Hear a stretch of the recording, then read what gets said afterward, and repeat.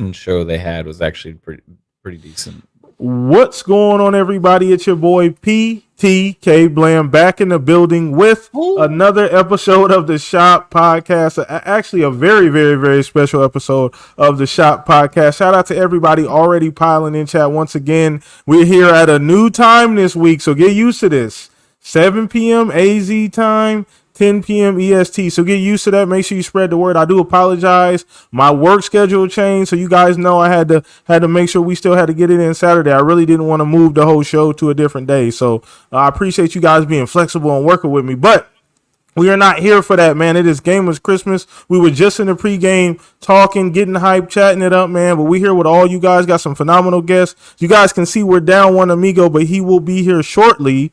And once again, shout out to chat. What's up, Ashtray? What's up, Blythe? What's up, Rodney? How y'all doing, Mass? How y'all doing? But let's get to the guests, man. Let's get to some pleasantries. I missed you guys. Man, shout out to Steel Rain coming through. What's up, brother? How you doing, man? Hey, man, you know, I was sitting out in the wing, butt naked, and I said, let me go ahead and throw some shorts on, man. I appreciate that, man, for the occasion. I appreciate that. I saw BTK throw up that single, man. Don't let him lie. It's that time of the year. Yeah, man, we can't do that. He's still we can't do that. God. We got to change the rating on the podcast. It's not midnight yet. My fault. Yeah, man. We too early. It's late. Just not midnight. My fault. But yeah, man. Thanks, BTK, for having me on. Again, it's Gamers Christmas. So it's always great to chop it up with the brothers and get hype about what's about to happen tomorrow, man. And just over the weekend, what we've seen so far, how we feeling. And, man, we're just here to get that energy across. So, man, I appreciate everybody having me here. And let's get into it. Let's get it, man. Shout out to you still coming through the other half of Living Split Screen. Once again, man, we got big goals. Like you said, what, season 3? Season 3, where we at? Season 3 going into season 4. Season 4? Okay. Just ended season 3. My bad. Yeah, last show today, right? On Gamers Christmas. Hey, you couldn't have timed it any goddamn better, still. Pat yourself on the back for that. Man, time flies, y'all. It seems like y'all's crazy, man. Seasons were shorter than Halo Infinite's first 3 seasons. Oh, my goodness. Wow. Our seasons are yearly, so I think that does equal that. That's crazy. Season, right? Not the same. Taking shots, man. Shout out to you for coming through once again. The other half of Living Split Screen. Greatly appreciate you coming through still, man. Once again, chat. All that information is in the description. Easy to find. I make it very easy.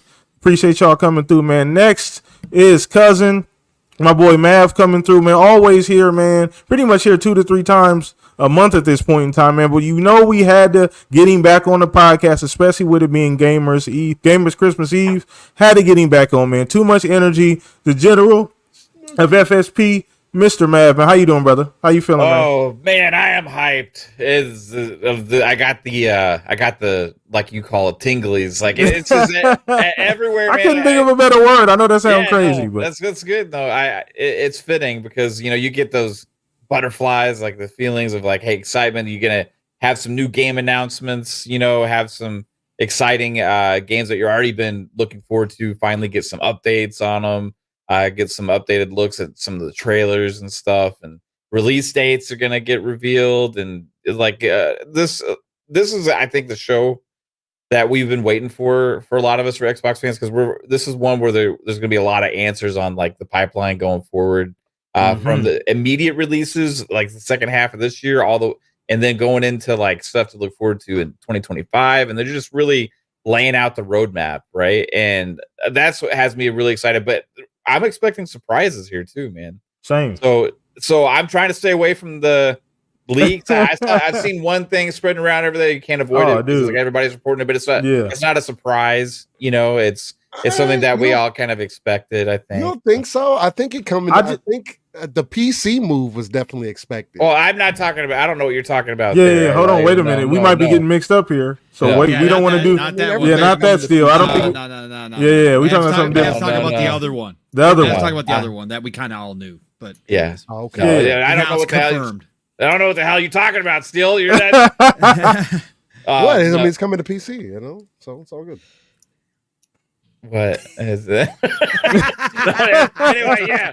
Hey, I'm freaking excited for this show tomorrow. But yeah, it's gonna be a blast. I can't wait to hang out with you guys tomorrow for the co-stream. By the way, I'm coming through. I will be there in the morning, bright and early. So I don't drink coffee, but I will have something in the cup. bright and early. So I appreciate what y'all. are you gonna have in the cup at Oh bright well, and no, early? What do you- I mean just orange juice is what I mean. Oh, okay. Yeah, Orange juice, huh? Orange Okay. juice. Yeah. So you Okay. know. But anyway, moving. Shout out to you, Mav, for coming through. Once again, Mav's information's all in the description, man. Cousin here, Mav's always coming through, bringing the energy. Once again, FSP showing love. Shout out to Chad too. Once again, retweet the link. Let them know we are all here. New time. So I know you guys gonna be trickling in, but you guys gotta let you know. Make sure everybody know we're here at this new time, man. But let me get to my brothers, the two gentlemen that make this show possible every single week. We're gonna start with you, Pong. How you feeling, brother? We're here. Christmas Eve. Phil, you are you basking in the ambiance, Pong? Because that's what I'm doing right now. I am, but I'm disappointed. I'm not finding my presents. So the all these rumors of leaks going on. Honestly, Mav, there isn't much out there. Like the one that you're talking about, legit, right? Obviously. Wait a minute. Are you disappointed? Yeah, I'm disappointed. Oh my God. Yeah, man. I was expecting to have at least 5 by now. Listen. And the other one that Steele's talking about, I mean, anything else out there right now is really grain of salt, right? Hearsay. Okay. Yeah, it is really grain of salt. Like one ain't.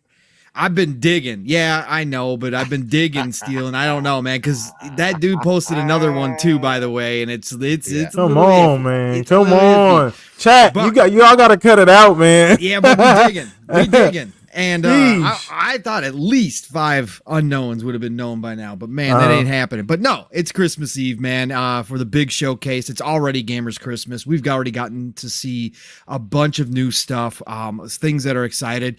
Everybody's different. Everybody has their opinions about what they see, what they like, what they don't like. Again, because I enjoy big games to small games. I always find something, man. And there has been a lot of good stuff shown so far that I'm excited for coming out this year and into the future, next year included. So, man, I can't get any more hype, man. We've been doing shows left and right, doing predictions, and especially as a co-mayor. You guys, this has to be peak season, right? This has to be peak. Okay, it is, and tomorrow's show just keeps feeling better and better. Like you already know, I'm over the moon, and I think this is going to be their biggest showcase of all time. But man, it just keeps feeling like there is bigger. That a lot of even some of the things that maybe aren't we're not shooting for the moon or wishes and hopes, but we're out on a limb on a couple. Man, it feels like a couple of those are going to come through tomorrow too. So I just really think that we're in for something big tomorrow. I really do feel like Xbox is no more shackles, man. They are free to do what they want to do, as I've said for a couple months now, and I think we're going to see it tomorrow. And I think that people aren't going to be able to avoid the domination factor of what they're going to see tomorrow. So, I mean, people are going to try to cloud it. People are going to try to say, yeah, but what's coming to PlayStation? What's coming to Nintendo? They're going to try all that shit, but it don't matter at the end of the day because it's all Xbox first party. It's all Xbox first party, and those of us in the ecosystem get it all day one. So I just think it's going to be undeniable after tomorrow that Xbox is the world's biggest, largest publisher in terms of content. Tomorrow's going to prove it, hands down. So I can't wait. I feel good. I was telling Matt pre-game that it didn't hit me till like 9 a.m. this morning at work, chat. Like it didn't. I got the tingles. Like whoa, it was like some Kris Kringle. You know what I mean? Like random stuff out of nowhere. But I'm feeling you. I'm feeling you, Pong, on that one. I think it's going to be an incredible show. You sold me over time on this show possibly being better than last year's. I honestly didn't quite see a path right away. But over time, up until maybe 2-3 weeks ago, I'm like, you know what? This might be the one just because of how, like, where everything is landing at. And like you said, clearing out the pipeline. Too much, man. Too much to show. They've got all this content, and they got content for the next years. Everybody's like, oh, calm down. They're not going to show all their cards. No, they're not going to show all their cards. But their hand they're holding right now, it's like it's like they got a couple draw 20s in Uno, right? It's crazy. Like they've got so many in their hands that they have to show that I really believe tomorrow they're going to clear the decks of a lot of it. They're going to update us on a lot that we already know. And we're going to get surprises tomorrow, stuff that we haven't heard about, stuff that we only maybe project names or smoke about. But it's easy to list off 15 plus first party titles that are definitely need to be shown. Like it's not even like, oh, I hope they show. No, it's like it's time. That's how big this showcase is, and you throw in third parties and all this stuff. Man, it's gonna be a giant show tomorrow. Oh It's yeah. gonna be fun. It's gonna be Then fun. you got, Call of Duty. I don't know, even if you don't care much about Call of Duty, that's on the end of the show. And obviously that's going to be big. You know what I mean? For a lot of casual fans are going to tune in just for that. Even if they don't care much about the actual, showcase itself, they may watch all the way through until they get to that Call of Duty part. So a lot of eyes will be on Xbox tomorrow, man. It's going to be big, Pong. And I am really, really feeling that. Shout out to chat for coming through. You guys are fucking amazing. Appreciate all of you, man. And last but not least, my brother, Mr. Fuzzy Belvedere. How you doing, brother? I'm doing great. Can you guys hear me? Yeah. I'm off site, off Where location. are you? Are you in a sewer? No. Oh, okay. Well, that's good. I mean, he's getting attacked. I know, right? If the water level's getting too high, Fuzz, we'll call somebody. Got the snorkel on with the mic in it. Good Lord.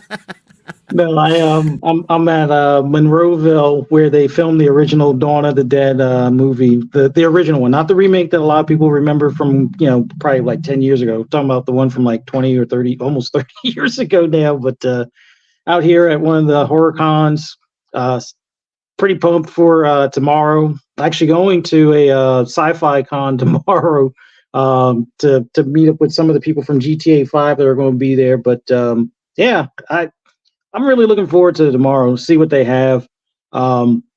Even if it's just the basic stuff that, rounds off this year, I'll be happy with that, getting release dates on that stuff. But everything else is just going to be icing on the cake for me.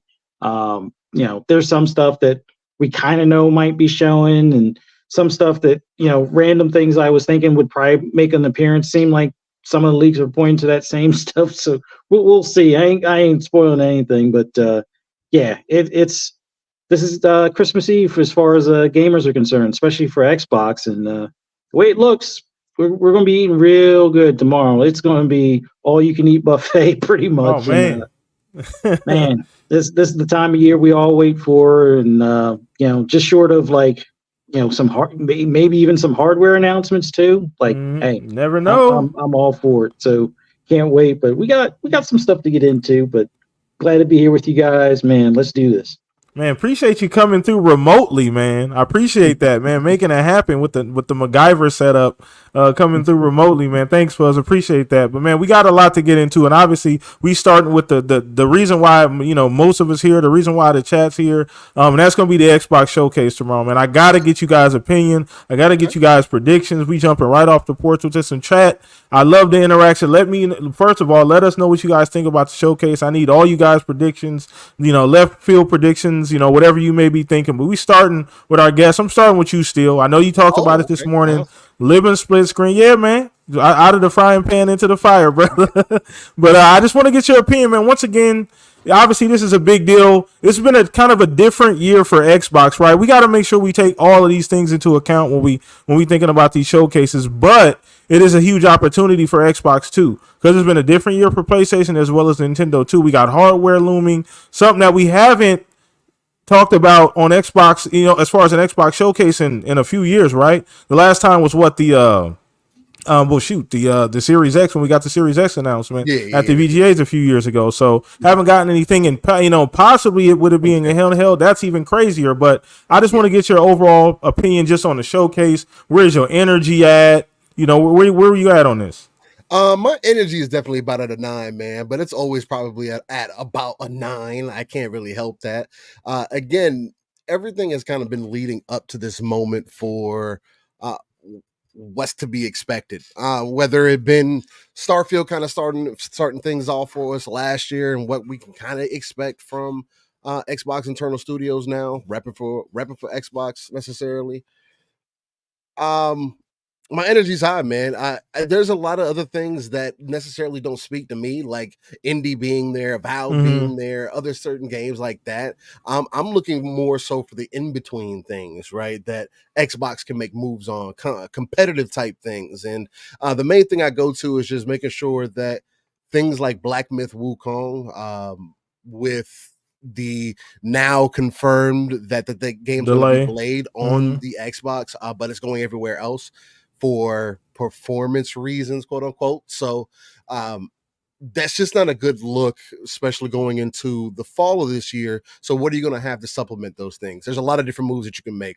Right now I'm playing Wuthering Waves, which a lot of people seemingly are not considering as a game because it's a gacha game. But guys, it's probably one of the better JRPGs that is out there, and especially action adventure games, team-based adventure games that is really dope, man. And it's coming from out of the East. Second game from a studio that just released their first game on PC last year, and it's doing extremely well. That game was supposed to come out to PlayStation this year, same time that the game came out. I believe that was 2 weeks ago, and it didn't for whatever reason, and nobody knows why. PlayStation didn't show it at their most recent show. So what's going on with that? Did Xbox do what I wanted them to do and step in and offer competition in the mobile quote unquote space? Although it's the lines are getting very blurred, ladies and gentlemen. I don't. There's certain moments where I got over 100 hours in this game. Like, it's certain moments where it's just like, is this really a mobile game? And what are these things considered? Makes you look at games differently, man. So in the variety that you always speak to, PTK, of liking of being in the Xbox ecosystem, I think that's what I'm more so really excited for, and the potential of that. Maybe I do end up liking indie. Do you know what's the great thing? And I always speak to this. Game Pass has allowed me to play more games than I have ever played before, try things that I would have never tried before. And I feel like I've gotten mature as a gamer. You know what I mean? Like, that has the potential for other people to also jump in. Yes, it's not TV. People can't turn it on and just not do anything or just clean up or leave it on in the background. You have to interact with it. But as a form of entertainment, and it's our passion and my hobby, man, it's just, I want to see Xbox be competitive in different ways, because we know it's not the console. So what are you going to do with your service to make it competitive? And there's a lot of good moves happening, man. So yeah, that's kind of where I'm at right now. I'm high on it, about a 9. Can't go. I don't think it get any higher than that. That's fair. A 9 is fair right now. That feels like an honest 9. It feels like an honest 9, you know. So no, it's all good, and I agree with you on a lot of those points too. It is interesting. I always applaud Xbox for the variety, and like you said, I mean, at this point, you know, chat, we've talked about this for years. At this point, they've accumulated all the talent. Yes, they've closed some studios, they've gotten rid of some things that maybe they shouldn't have, and we don't absolve them for them things, because damn, you know, we've talked about them. Go check the archives. We have discussions here at the Shop podcast about those things as well. But by and large, you know, I give them a ton of credit for bolstering, you know, a lineup that they didn't really have a lineup for a long period of time. It was about 5 or 6 studios that they were relying on and kind of recycling content and then leaning into third parties, which really didn't work, you know, damn near killing off the hardware altogether. Right. Then, you know, having to build that back up, including the reputation. So where they're currently at, and I agree with Pong. You know, Pong, like I told you earlier, bro, I think you over the last maybe 3 or 4 months convinced me that, like, this probably could be the biggest show that they've ever had. I was there last year, bro. I felt the energy in that building. It was incredible. It was incredible. I thought that was the best show that they've ever put together from top to bottom, and I'll take that to the grave. But that was just you meeting God. You were on cloud 9 from that. I mean, maybe it could have been right. It rubbed off on me. I mean, we got to be honest. I didn't wash my hand for 24 hours. Anyway, TMI. Anyway, no. And it's just feeling this year, or us getting close and being, less than 24 hours away from the actual showcase. I'm really feeling, I'm really feeling that this could be a very, very, very, a very, very large show. Like more games than I thought, more first parties than I originally thought. And like Steele said, it's the in-between stuff, people. It's the stuff that we don't really know about. How they going to like fill in the gaps and how they're going to be creative. Who are they partnering with? You know what I mean? Like what first parties are doing these things that maybe we've heard in the background. All those interesting things we finally get to find out tomorrow. If any of that's true. Obviously there's some things floating around right now. Be careful if you don't want to hear anything. Keep your ass off social media, because you might run into something. You know what I mean? So, but otherwise, I'm super, super excited for the show. But Mav, you back? I want to make sure Yes, Mav sir. is back. Yes. Okay, awesome. So I want to make sure we go and throw this over to you, man. So piggybacking off what Still said, obviously, bro, it's a huge show. We were just talking about it. We was getting hype in pregame here. It's a massive show. It's a big deal for Xbox. You know, they're in a very interesting position, right? With the amount of talent, the amount of IPs, you know, the type of IPs. You know, they got Call of Duty now. How does all of that get integrated, and what the future is for Xbox? We finally get to see that laid out tomorrow. So where you at, man? That shit soak in already?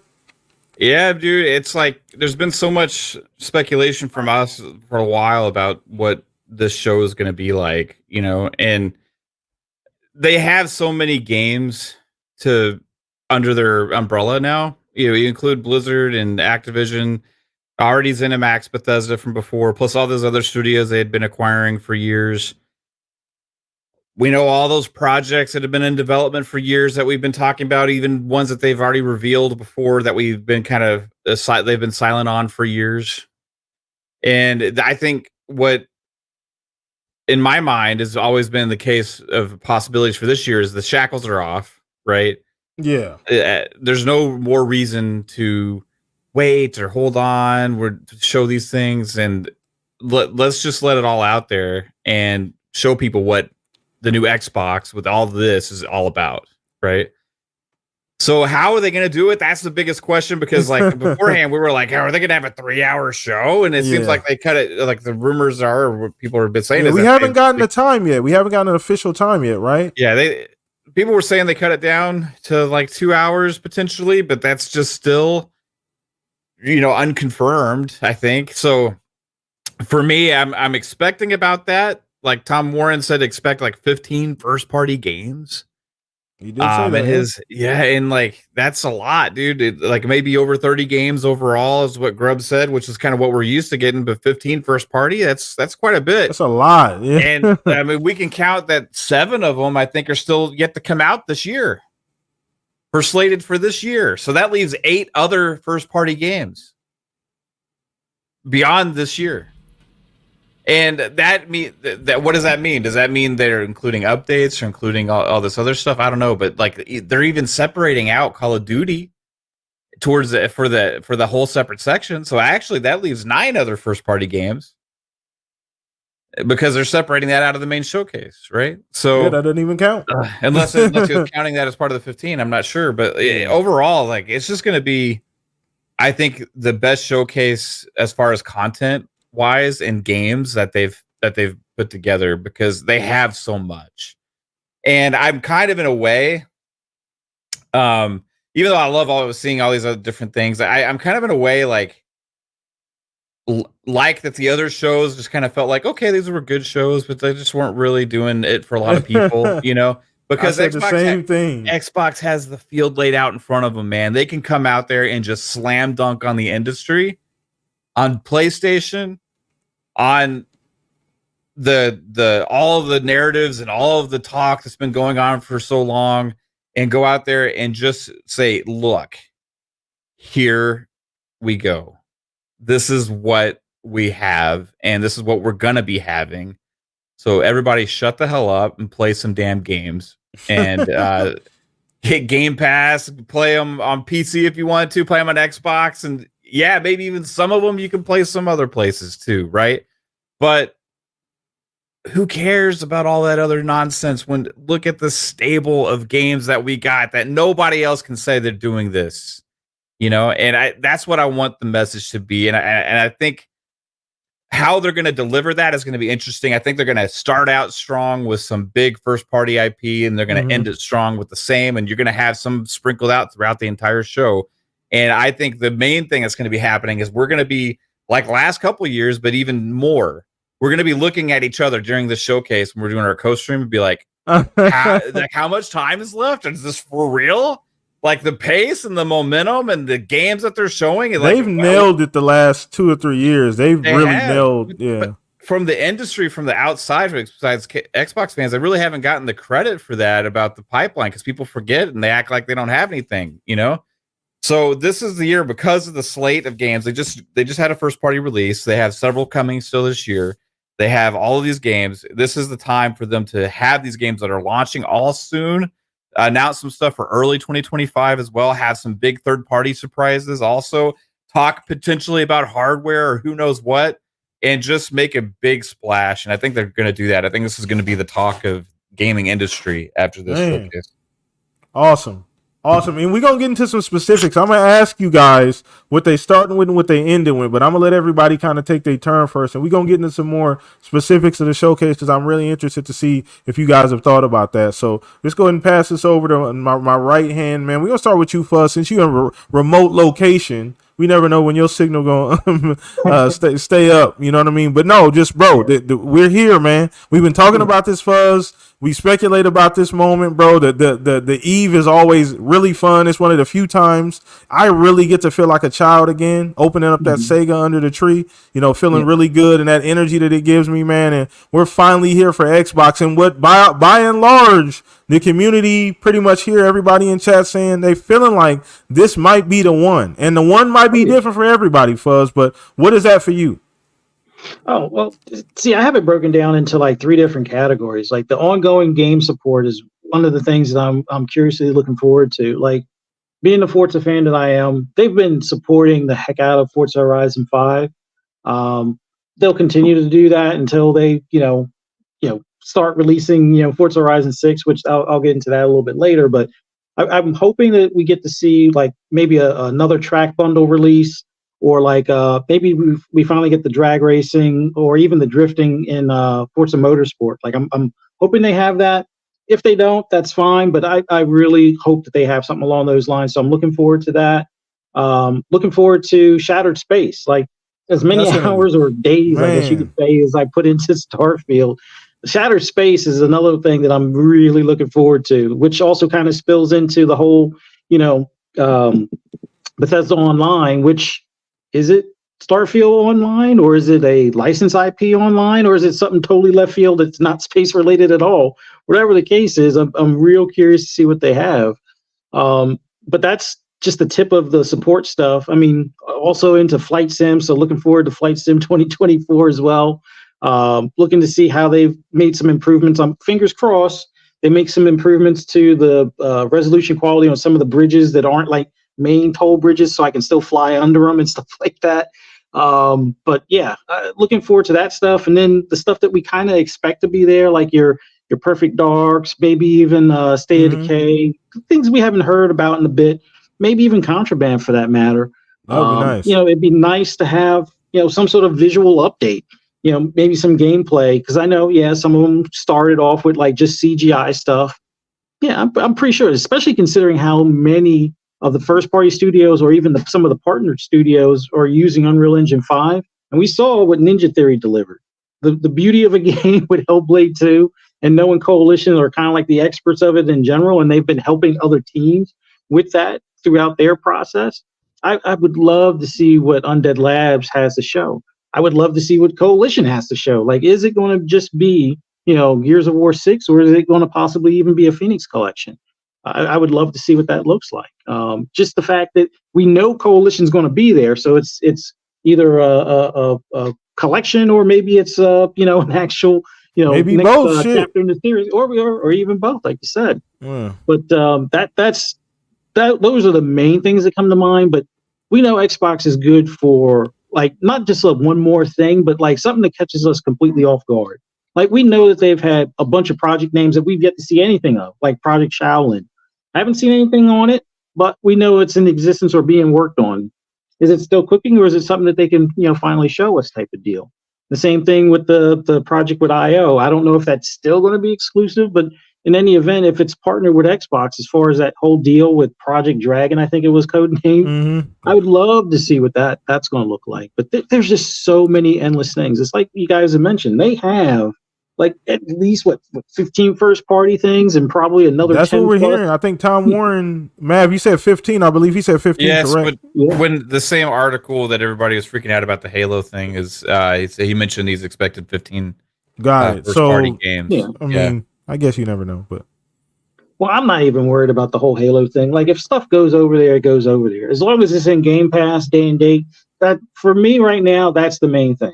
And then the fact that we still get our favorite franchises on our platform. I'm not going to focus on the other stuff. If the other guys get it, great.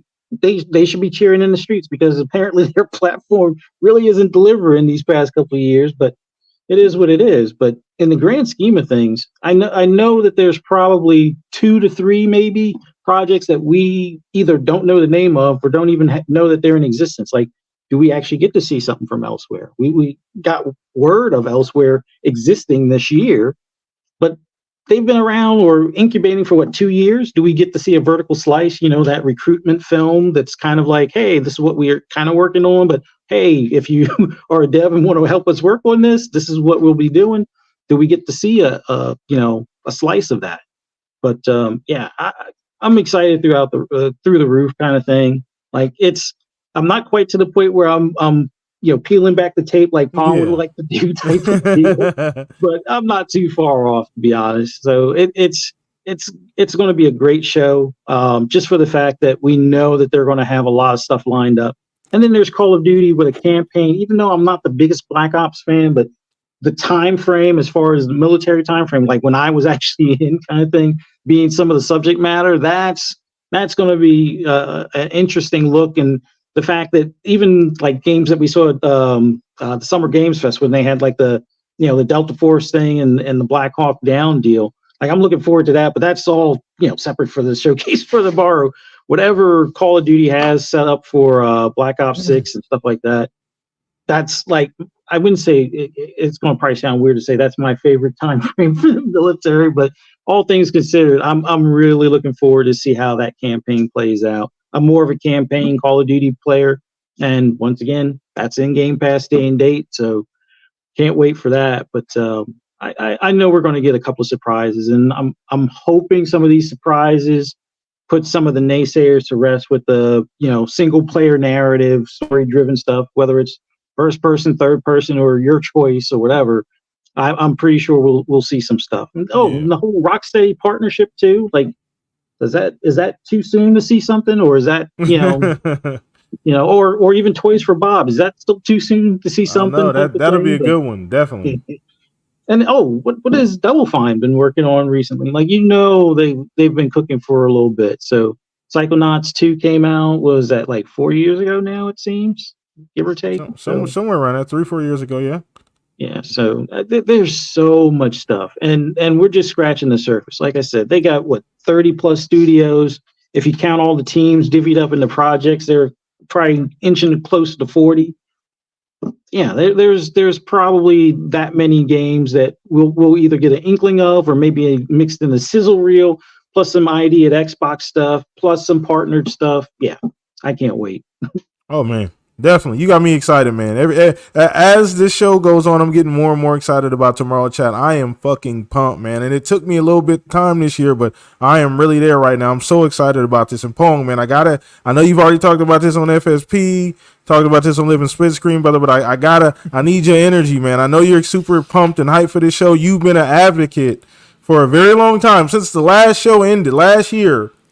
You've been looking forward, saying, you know what, next year might be it. So I got to give you your credit for that, brother. But where you at, man, on Gamers Christmas Eve if you're an Xbox fan? Ho, ho, ho. Santa is here. This is, listen, it is Xbox fresh and new with whatever they are evolving into, right? At this point, this is their moment. I see people... I've kind of a lot of loss for words, because I was looking at some stuff again with articles with people talking about this. This is this is the biggest showcase for Xbox, or this is a must-have showcase for Xbox, etc. And I just don't understand this mentality anymore. Xbox is now again the world's biggest publisher in terms of content. I'd like to see anybody else, dollars wise, I don't know. Obviously they might still be first, second, third, whatever. I don't care. But content wise, they are. This is their moment to start their new era. As weird as that sounds, in the middle of what would traditionally be the middle of a generation, this is their breakaway moment, right? That's all this is. This is them doing what they started to do years ago, and then actually accelerated that with the ABK deal and really put it into turbo. Now, again, I'm not here to relitigate whether or not we agree with the strategy, decisions, any of that shit. We're long past that. They're going to do what they're going to do. The industry is very, again, I say this in the midst of layoffs and closures, but ultimately the industry is still growing. The industry right now is changing, as it always has been want to do every couple decades. It has changed in a manner. Sometimes it's been big changes, sometimes it's been small changes. This is a dramatic change, especially at the top for the big players involved, with how the AAA industry is fleshing out. And Xbox is carving their own path completely on their own and telling others, come follow if you want to. We see the future. We think we know where it's at. We're headed that direction. Follow or don't follow. We really don't care. And they are doing their own thing. So this is going to be their moment to mark their new era and it's not complete. They probably at this moment don't even know what their final form is going to look like. But at the end of the day, what are they going to do? They're going to produce games, and they're going to produce a ton of games, more games than any one publisher normally ever would do. This is like going back and putting all the big publishers back during the 360 era together in one spot and just having them flood the market with games. That's where Xbox is at.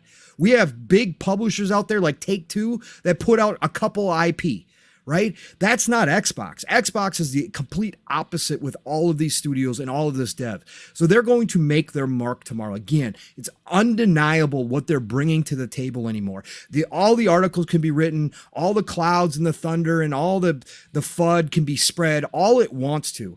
But when they laid this complete look at what just is a portion of they've got coming tomorrow, this is what sets Xbox apart from the rest of the competition, because they're still in and will still be in the hardware industry. They are not going full third-party publisher right now. They are still going to have hardware to push, whether we hear about it tomorrow or whether we hear about it later this year or whether we hear about it next year.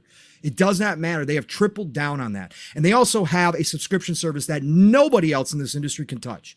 Other people have tried, and they're all cute and they're little and they're nice and tiny and they're small, but they're not Game Pass. And even though Game Pass has slowed growth, does not mean that it's capped out by any stretch of the imagination. Again, Xbox is starting to find their way towards the 2 billion, 3 billion people. And once it starts getting out, once people start firing up game after game, right? Even if they don't realize it and they see Xbox on those games because they just have about 20, 30 games out there in the wild, that's when it starts to settle in on people like, oh, wow, Xbox is making a lot of games. It's like 3 games I tried the past a few months here that are all Xbox. I really like what they're doing over there. Game Pass is nowhere as close to what it can potentially be. Now, whether or not it ever gets there, we're going to find out. It's going to be a fascinating run to that, but they are leaning into it. And that's what tomorrow is about. Call of Duty is massive. We've talked about it time and time again from a marketing standpoint, but they no longer just even have the marketing rights. This is theirs. This is their IP. Nobody else will ever again be able to claim marketing rights over Call of Duty. That's crazy to say, bro. Just saying that out loud is fucking insane, chat. Insane. And so they are going to obviously use Call of Duty to push.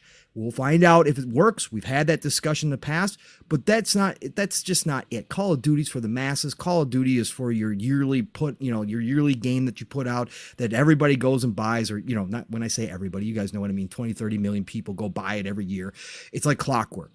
But then you throw in all of these other amazing games that they have been working on for 4, 5, 6 years now. In the case of ZeniMax Online, some reports are somewhere up 8 years, right? On their online game. And they're all starting to be taken out of the oven and served to us, the gamers. And when people start seeing this, when they go to the articles after tomorrow's show, right? And they go to the everything showing at the Xbox Showcase article from IGN, and they start scrolling down that list after they looked at the State of Play one, after they looked at the Summer Games Fest one, and they start scrolling and scrolling and scrolling through the list of games that Xbox showed at their showcase, it's going to start to hit people. Maybe not like a ton of bricks, maybe not right away, but like I said, it starts the eventuality, right? That nobody can say that Xbox has no games. Nobody is ever going to be able to label them as a failure as a publisher, and these games are going to show off. I have a feeling that even Hellblade 2, right, as big a showpiece as that was, there's going to be games that come out that are of that level in different styles, in different genres that we haven't seen that level of fidelity before, and also bring a different type of gameplay that might appeal to more people, bring a different story that might appeal to people. I'm talking about Gears. I'm talking about potentially State of Decay 3. Okay, we're going to see some stuff that people won't be able to just, well, they still will try, but they're not going to be able to dismiss. Oh, it's just an Xbox game. It's garbage. It's Game Pass fodder. It's shit. They're not going to be able to do that anymore. The needle. Yes, it doesn't move the needle. The amount of content is going to move the needle. I am ridiculously hyped. I'm hyped every showcase season. You guys all know this, and I'm hyped to see all the games wherever they're coming from. I don't care. But literally tomorrow, I'm expecting to be exhausted. We were exhausted last year after half the show. Tomorrow, I'm expecting to be even more exhausted by the time we get to the Call of Duty Direct. Because I have a feeling that this is it. This is the moment that whatever this final evolution of Xbox is going to look like, Microsoft Gaming, whatever you guys want to call it at this point, is going to start to move towards, headed towards potential 2026 new console generation or new hardware generation or whatever. I think this is where they started, because everything that they needed, all the bullets, all the ammunition that they were looking for, they now own. They now own it all. Okay. And they have nothing left to lose at all in this industry. They are the behemoth that everybody wanted them to be at this point. Maybe they're not competing in the way that a lot of us would like them to gone for a while to see what would happen, but that does not take away from the behemoth that they are. And they are going to show us tomorrow why that is. And it's going to be where it matters most to us as the consumer, as the gamers, as people invested in this ecosystem. That's what's going to happen tomorrow. So I'm expecting to be blown out of the water. Again, it's my hype. I control my hype. I am not tempering any expectations here. I'm going. We don't do that. It doesn't have to be everything. Yeah. I know that not everything I've talked about over the past couple months is going to be there, but it doesn't matter. If 75% of what I say, what I thought was going to be there, it's going to be an 11 out of 10 show for me. If it's 50%, it will be 11 out of 10 show. That's how much there is for tomorrow. And I think Xbox, again, has nothing left to lose. There is nothing here that says, oh, this is it for Xbox. They're dead after this one. If they don't come, they're dead after. Bullshit. That's off the table. There is no more dying for Xbox anymore. They are on a immortality run at this point. They have set themselves up that no matter what happens, they will survive. They will be producing games, and we will be enjoying them day one on Game Pass. And that's all that matters. Oh man, I fucking love it. Leave it up to you to get me pumped up, brother. Leave it up to you to get me pumped up. Chat, once again, man, this is a big fucking deal, man. We get this like once a year. This is huge for Xbox, man, and I think we're all feeling that this year, man. It's going to be very, very, very insane, and I love the fact that all of us have touched on just different things about Xbox, and it's very, very interesting that you brought up just a point of like what all those bullets in the chamber, Pong, and finally getting that all cleared out and really showing like where we're going. I don't give a shit about a lot of that other fluff that ends up coming up. Like a lot of these articles that pop up regarding the future and things that we haven't seen yet. I can't, as a gamer, be worried about that stuff. Nope. I wouldn't be able to enjoy this hobby if I constantly worried about changes that are going to happen down the line. Like I couldn't be a gamer. I couldn't enjoy this. So ultimately, for me, people going through that, right, PTK? You see people fighting with themselves, man, trying to stay being a gamer, fighting with. Bro, it is so obvious again that there are certain people who like the idea of games but don't truly love gaming at the end of the day. They love the idea behind the games and they love being a part of the conversation. We've talked about that time and time again, and you're seeing it more and more and more now as these changes happen. And let's not forget to, real quick, sorry, PTK, but let's not forget brother. tomorrow too, with the Call of Duty Direct at the end of the show. Okay, normally this is highly, most likely, a lot of Xbox fans tuning in, right, to the Xbox showcase and the media, right? That's who tunes into this, the people that are in the know, the people that are looking forward to see what's next on their favorite console or their favorite ecosystem. That's the people. With Call of Duty, the masses know Call of Duty is being the new Call of Duty, Black Ops 6, by Treyarch, coming with zombies, making changes, right, is going to be the first time anybody sees it. When they did their own thing at Activision for Call of Duty in the late summer, early fall, when they used to show it off, millions of people would tune in. Those weren't all Xbox fans. No, tomorrow, hell no. The Call of Duty fans, right? The casuals out there, not just the hardcore, but the casuals out there who just want to see what the new Call of Duty looks like so they could talk about it with their buddies because they look forward to the new Call of Duty every single freaking year. They're going to be tuning into that direct, and they're going to know that time. And a lot of them, I have a feeling, are going to tune in a little early to see what Xbox is going on. Why wouldn't you as a gamer to go, let's just see what Xbox is showing. I'm waiting for the direct anyways. Might as well watch some of this showcase. There's going to be a lot more eyes tomorrow seeing also this upfront and live of what Xbox actually has going on that may not have been aware about all the moves they made like we are, but will be after tomorrow, right? That's a big moment for them as well. That's a great, and shout out to Steel. Steel, I got to give you your credit because we talked about that pre-game. Steel said that's a big deal because that casual group doesn't tune in to nothing. Like there's literally people, and it's not only the group, it's the type of people. You got a ton of streamers that are going to be streaming this, that they have fans watching them, and that's something that Steel brought up as well too, that normally wouldn't even bother tuning into an Xbox show at all. They'd have no reason to watch an Xbox showcase. But because Call of Duty is attached to it, that is a huge deal. That is a big reason. And everybody's going to be tuning in, whether they decide to tune in once the Call of Duty part starts up, or like you said, potentially, fuck it, I'm here already. I'm waiting. I might as well sit here for the additional 2 hours or whatever, however long the showcases end up gonna end up being, right? So that makes a bunch of sense. But I do gotta go around the panel. I gotta ask you guys too, chat. I need everybody's. I need to know, what are we starting with? What are we ending the show with? So I got to start with you on this one, Steel. You done had a little time to think. Since we done went around the panel, I need to know what we starting with.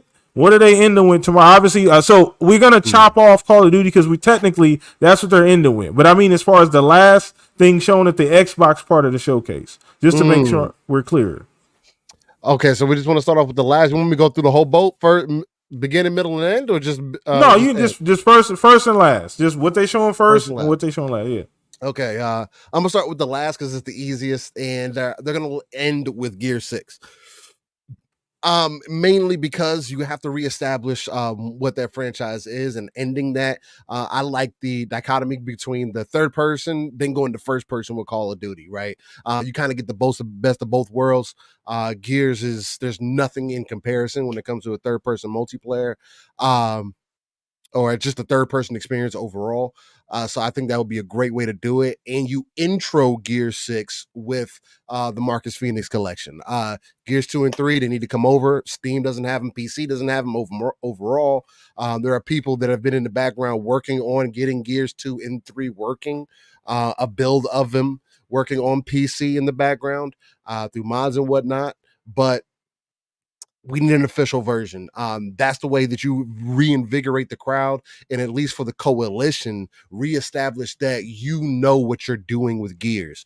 What people forget is that the coalition came in at the end of Gears 3. They did, yep. So they had a cleanup job. That exactly, and I wouldn't say necessarily a cleanup because 3 was good, but it was more so like. It was like a random person was giving your artwork, and now you were told, and then you told them, "Hey, just continue making my art." It's like, bro, I haven't been here for the last couple of decades. What you talking about? I don't have that skill. So, and they've been really getting busy. And again, I think that Hivebusters was the greatest example of them understanding what the majority have been asking for. Yeah, Hey, facts, go dark, go facts. gritty, you could be over the top, but I still need to feel these things. So, and I think that's what Gears of War 6 is definitely going to, because they're going to bring back the of war. Yeah. They have to. If you're going to end it this way, especially with some of the choices that you had to make at the end of Gears 5, I'm interested in how they're going to end that. So, this is a lot of hype that's on that level for me. So that would be my ending. The beginning is floaty because I think you start with something Halo related. Mainly because because you need to make sure that you are continue to establish that Halo is a mainline IP for us. It doesn't matter that it had all the issues or whatever the case. We've been continue to support it, and you're going to do it with some form of story form content, whether it's the endless or this whatever. And the reason you do that is because I can't remember whether it was 2 or 3. I believe it was 3, where they teased Master Chief being in the desert. And he just came up across his huge Forerunner, and then it cut off in the trailer. And then we didn't hear nothing about about Halo for like 2 years after that. There is something that you can do with that. Outside of that, maybe Certain Affinity gets their spotlight here, and we finally hear something from that. That would be an easy tease to me.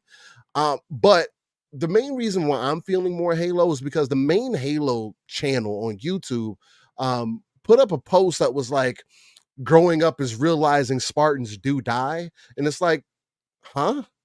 Like, what reality are we living in? Like, what are you trying to say? Why is the main Halo channel saying this? That's completely the reverse of what that motto is. Like, we don't die. They just go MIA. Like, you don't know what happens to them. Like, that's not the point. Whether even if they do die, it doesn't matter. Right. So and then they reposted it on their Twitter as well. And again, what are you doing with that?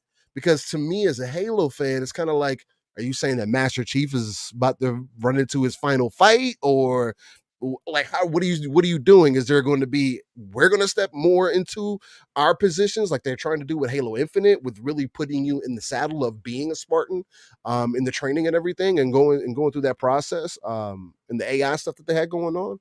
So for me, starting with Halo, ending it with Gears is the perfect kind of sandwich, because everything else in between is just going to be continued. It's just going to be add-ons. It's going to be the dinners. It's going to be the additional desserts. It's going to be the snacks. It's going to be everything that you can continue to feast on, while that bread just kind of holds it together. So that's kind of okay. I like that. Halo. I wasn't going Halo. I'm thinking about Halo, and I think the big thing for me personally, still, I want to see what Certain Affinity is doing. Like, I want to see that. Like, if Halo does show up, I prefer to see that from Halo outside of anything story related or a new game or some side project that they've been working on. But I'd like to see what Certain Affinity. But I definitely wouldn't. I didn't think Halo wasn't really on my bingo card, to be honest with you, for like even to start the show, or even really to be at the show to begin with. So you never know though. That's very interesting. Very interesting. So all right, Mav, you up to bat, brother? Are we starting? Do you think they're gonna start with a new idea? So I heard this too, Mav. Some people are saying they should start with a new IP as well. I've been on the start with Perfect Dark and end with Gears train, and I would be completely content with that, because like Perfect Dark, I've had the most like questions about what it's going to look like and what it's going to be and all those kind of things, right? And then Gears would make a huge splash just because it's Gears, facts, and it's going to be, it's going to look like a showpiece when they show it, right? It's going to just create a moment regardless. So Gears doesn't need to be gameplay, right? We cool with it, like just a CGI, or it doesn't need to be gameplay. I want to see gameplay. I want to see an in-engine trailer. Okay. It doesn't necessarily like have to be like, you know what I mean? Like I want it to show off, like visually, like give a vibe, to people have that like wow factor moment. Needs to be play. And so that's what I want from Gears. But so I've been on that train, but for the sake of conversation, I'm gonna mix it up. I like that. I like that. Okay. Put on that mayor hat. Yeah. All right, so I say they end it now with Fable. Oh, Ooh.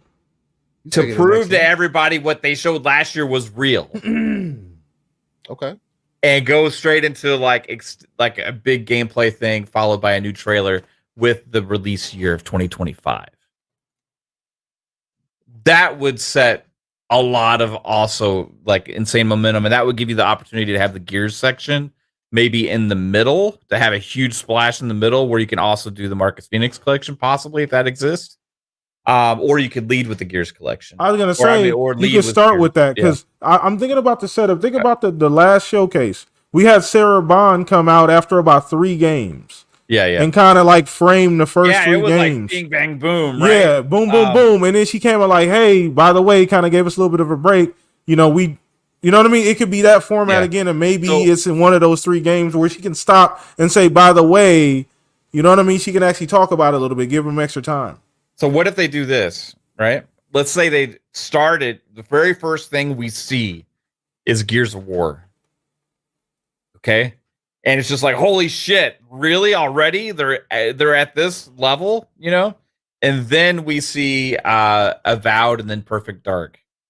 And then at the end, or Avowed and State of Decay 3. All back to back to back. Then we see Perfect Dark in the middle, and then Fable at the end. There's a lot of other things in there too, you know, South of Midnight. There's a million possibilities of games they're going to have here. I mean, what about Indiana Jones? You know, what about Ara, Towerborn, Flight Sim? You know, Age of Mythology Retold. Doom.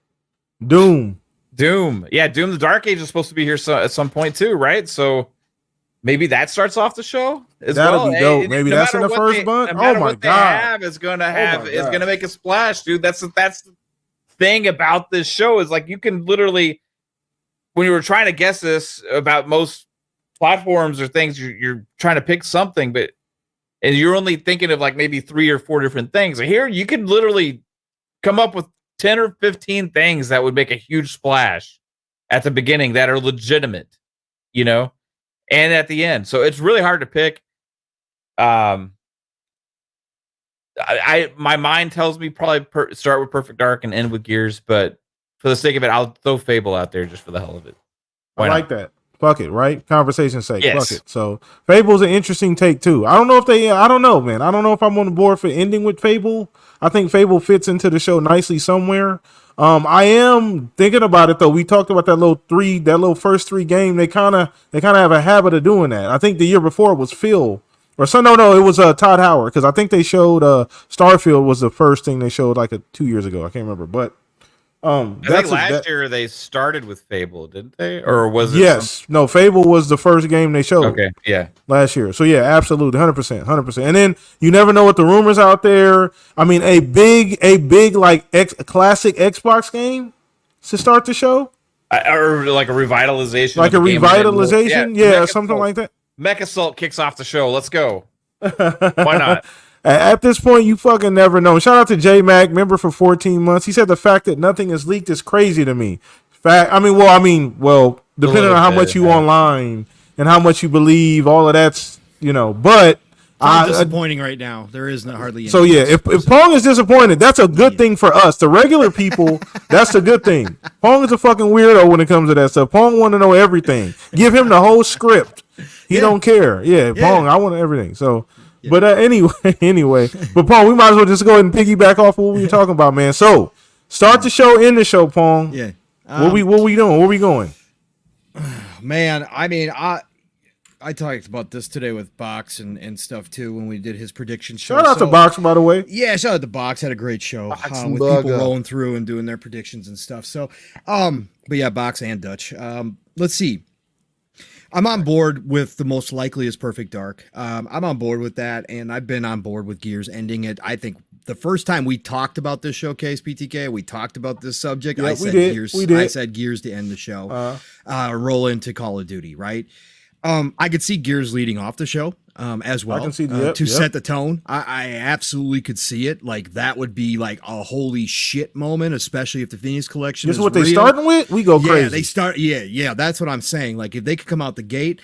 But let's stick with my original that I think Gears is going to end the show. So if it's not Perfect Dark, I've racked my brain because they have so many games here that they could do well with to start out. I think it's got to be an Xbox IP. That is one thing I have agreed upon. I don't think you start with. I'd like for somebody to go back and look at the last 2 or 3 Xbox showcases, and can somebody drop in chat what wasn't an Xbox first party game that started the show? I'm curious, just for like statistics' sake. But again, everything's so different. I'm sure somebody in chat can find it. Got, you know what I'm saying? But I think they got to do an XGS game, right? An Xbox Game Studio game. So the other one I've been saying that I would love to see if it's well, we know it's gonna be there. But anyways, I think for a fact that since it's ready to show. And I think it's a game that could show extremely well and would be kind of a shock out the gate to a lot of people. State of Decay 3. I think you roll out Undead Labs, and I think that you blow people's minds with the Unreal 5 engine work. I think that because Coalition is now, again, we got smoke that they've been helping Undead Labs here. I think that they come to show gameplay. At least of the campaign portion, the story portion, because I do believe that trailer had something to do with what the feel of, I think they're going to do. I truly believe they're going to have a single player story, maybe co-op as well, kind of driven portion of the game. And then they're going to also have the multiplayer co-op build up, you build out your base, clear out all the zombies and all that kind of stuff. Survival mode as well. I believe they're going to have both modes. But I think you show up and you show that trailer that they showed off a few years ago was legit. That they have been putting in the work all this time. That despite all the talk about, Undead Labs isn't trust, State of Decay is having problems again. All the articles have been written about this stuff over the years. You come up and you start the show with State of Decay 3 from Undead Labs, which, again, I love. Right, I love State of Decay. Right, 2 especially. What it started out as, what it is now, are 2 almost completely different games. Yep. But the work that they've put in, but people still have not given them credit. Right, State of Decay 2 was never got to their vision, their original vision when they started State of Decay 1. What they wanted to do was create so much more, and they got closer with State of Decay 2 despite the problems after all this time, but they're still not there. So Undead Labs is kind of under the radar for a lot of people, right? State of Decay is certainly well known. 10 million plus people have played State of Decay 2, but it's still not like one of the studios. When people talk about Xbox, they bring up Undead Labs all the time, right? So you start your show with an underrated team coming up and stepping up in a way that probably a lot of people didn't think they could do, and you blow them out of the water with State of Decay 3 footage out the gate, first game out the show. I think that sets the tone almost as much as, throwing a Gears or a Perfect Dark in there does. I think that really shows confidence, because we've heard time and time again, Xbox can't manage their studios. None of their studios can produce quality games like PlayStation can and all these, Nintendo can. Nobody. You show up with a relatively unknown, underrated team that does prove what they've been doing all this time in Unreal Engine 5 with a brand new zombie game, and you show them that trailer was close to reality. I think that sets the tone for the rest of the show too, in my opinion. I'd love to see that out the gate tomorrow. I think if it's not Perfect Dark, I think I would do that. I think that's a good idea. Perfect way to start. So yeah, I'll go a little bit different. And then again, Gears 6, I'll lock it in. Gears in general to end the show, to roll in, much the same reasons that Steel is given, much the same reasons we've talked about. Yeah, facts. I think that you just wrap that show up with a pretty old bow right before you go into the big old Call of Duty Direct that everybody's watching. Again, those eyes, those people showing up early for Call of Duty Direct, getting a first taste of what Gear 6 is going to look like from the Coalition. Supposedly going to be mind-blowing when we see Gear 6. They give us a glimpse of that. And then all those people waiting for some Call of Duty news. Right? Maybe some of them were ex-Gears head back in the day during the 360 generation. All of a sudden you throw a slap down, a Phoenix collection on top of it and say it's time to go back to Gears, boys and girls. It's time to get back to the franchise that started all the third-person cover shooters. That's right. It's time to go relive that nostalgia in a brand new way with the first three. You slap that on the table, you're going to get a whole lot of people asking if they need to go get themselves an Xbox and they need to get themselves Game Pass, knowing that Call of Duty is going to be in Game Pass too. That's the double whammy right there. That's what I would do. It's time. Gears is kind of the thing for me personally. Like, it's just time, right? Like, it just, like you said, I think Steele mentioned it, you mentioned it, it's time to reestablish the hierarchy, right? Like, we need to see Gears at this point, the next iteration of what that's going to look like. And like you said, it's a perfect end or beginning. State of Decay 3, like you said, that's a big deal for me too, because once again, it is a underrated studio that you get a chance to showcase right out the gate. This is what this kind of studio is capable of when we give more resources, more money, more technology, give more time, when they don't have to rush because they're not worried about losing the building or the lights going out, right? And one of those studios who is, again, gone back and continued to work on their game, right? State of Decay 2 could have been left to rot in a lot of places, right? A lot of companies would have given up on that game. Instead, just like Classic, the credit that's never given to Xbox and their studios, all the games that they continue to support, continue to work on over the years, and to turn State of Decay 2 around like they did and still updating it to this day and proving that they put in that work and they've been crafting and they've been working on their skills, and to come out with State of Decay 3 and have it show close to that trailer. Yeah, that's what you do. Oh yeah. That's what Oh yeah. Facts. Okay, cool. Buzz. So we'll be starting with, what we ending with, brother. We got a lot of good selections so far. Chat, shout out to chat. You guys are fucking awesome. You guys have had some good selections too. But Fuzz, I gotta know, man, where we start. We locking it in tonight, Fuzz. I don't want to hear nothing tomorrow about any changes. All right, we locking it in right now. Where you starting with and ending with, brother? All right, I love the options that you guys have come up with as far as for the start of the show and for the end of the show. And originally my mindset was Perfect Dark, but I do like the State of Decay start. Originally I was thinking ended with Gears, but I like how Steele brought up like what Halo, like what 343 and Certain Affinity have been working on. Like maybe that ends the show. But I got to go with something completely different, but kind of along the same lines, because I do think you end the show with one of your 3 tent poles. It's either Halo, Forza, or Gears. And I'm going to start off with what the show ends with. And I've been saying that it's going to make an appearance. I don't think it's coming out next year. I still think it's a 2026 title. But I think we get to see that, Forza Horizon 6 is in Japan. Whether it's just seeing cars drift around some, back roads, some switchbacks, and see some cherry blossoms or something along those lines. Better be at nighttime, Fuzzy, in the city. Nighttime in the city. I think we do get to see a variety of different weather scenes and time of day scenes and things like that. But I hope they kind of end it with Forza Horizon 6. That way it's a little bit different genre than what they're going to show right after with Call of Duty and stuff. But we know how well Forza Horizon 5 showed up when they showed that back at, I think that was 2019 or something like that, or 2020 range. So that people didn't even believe it was actual gameplay going from the still shot. They were like, oh, why are they showing like filming in Mexico or something? And then the car goes by and then the camera follows the car. Yeah, I think we get something along those lines, but hopefully with the backdrop of Japan, or maybe even just the city of Tokyo or something. I think that's how you end the show as far as before going to Call of Duty. But I'm going to go with a left field one for the start of the show. One that's also on that list that we haven't heard from in a while, and may have had some trouble, some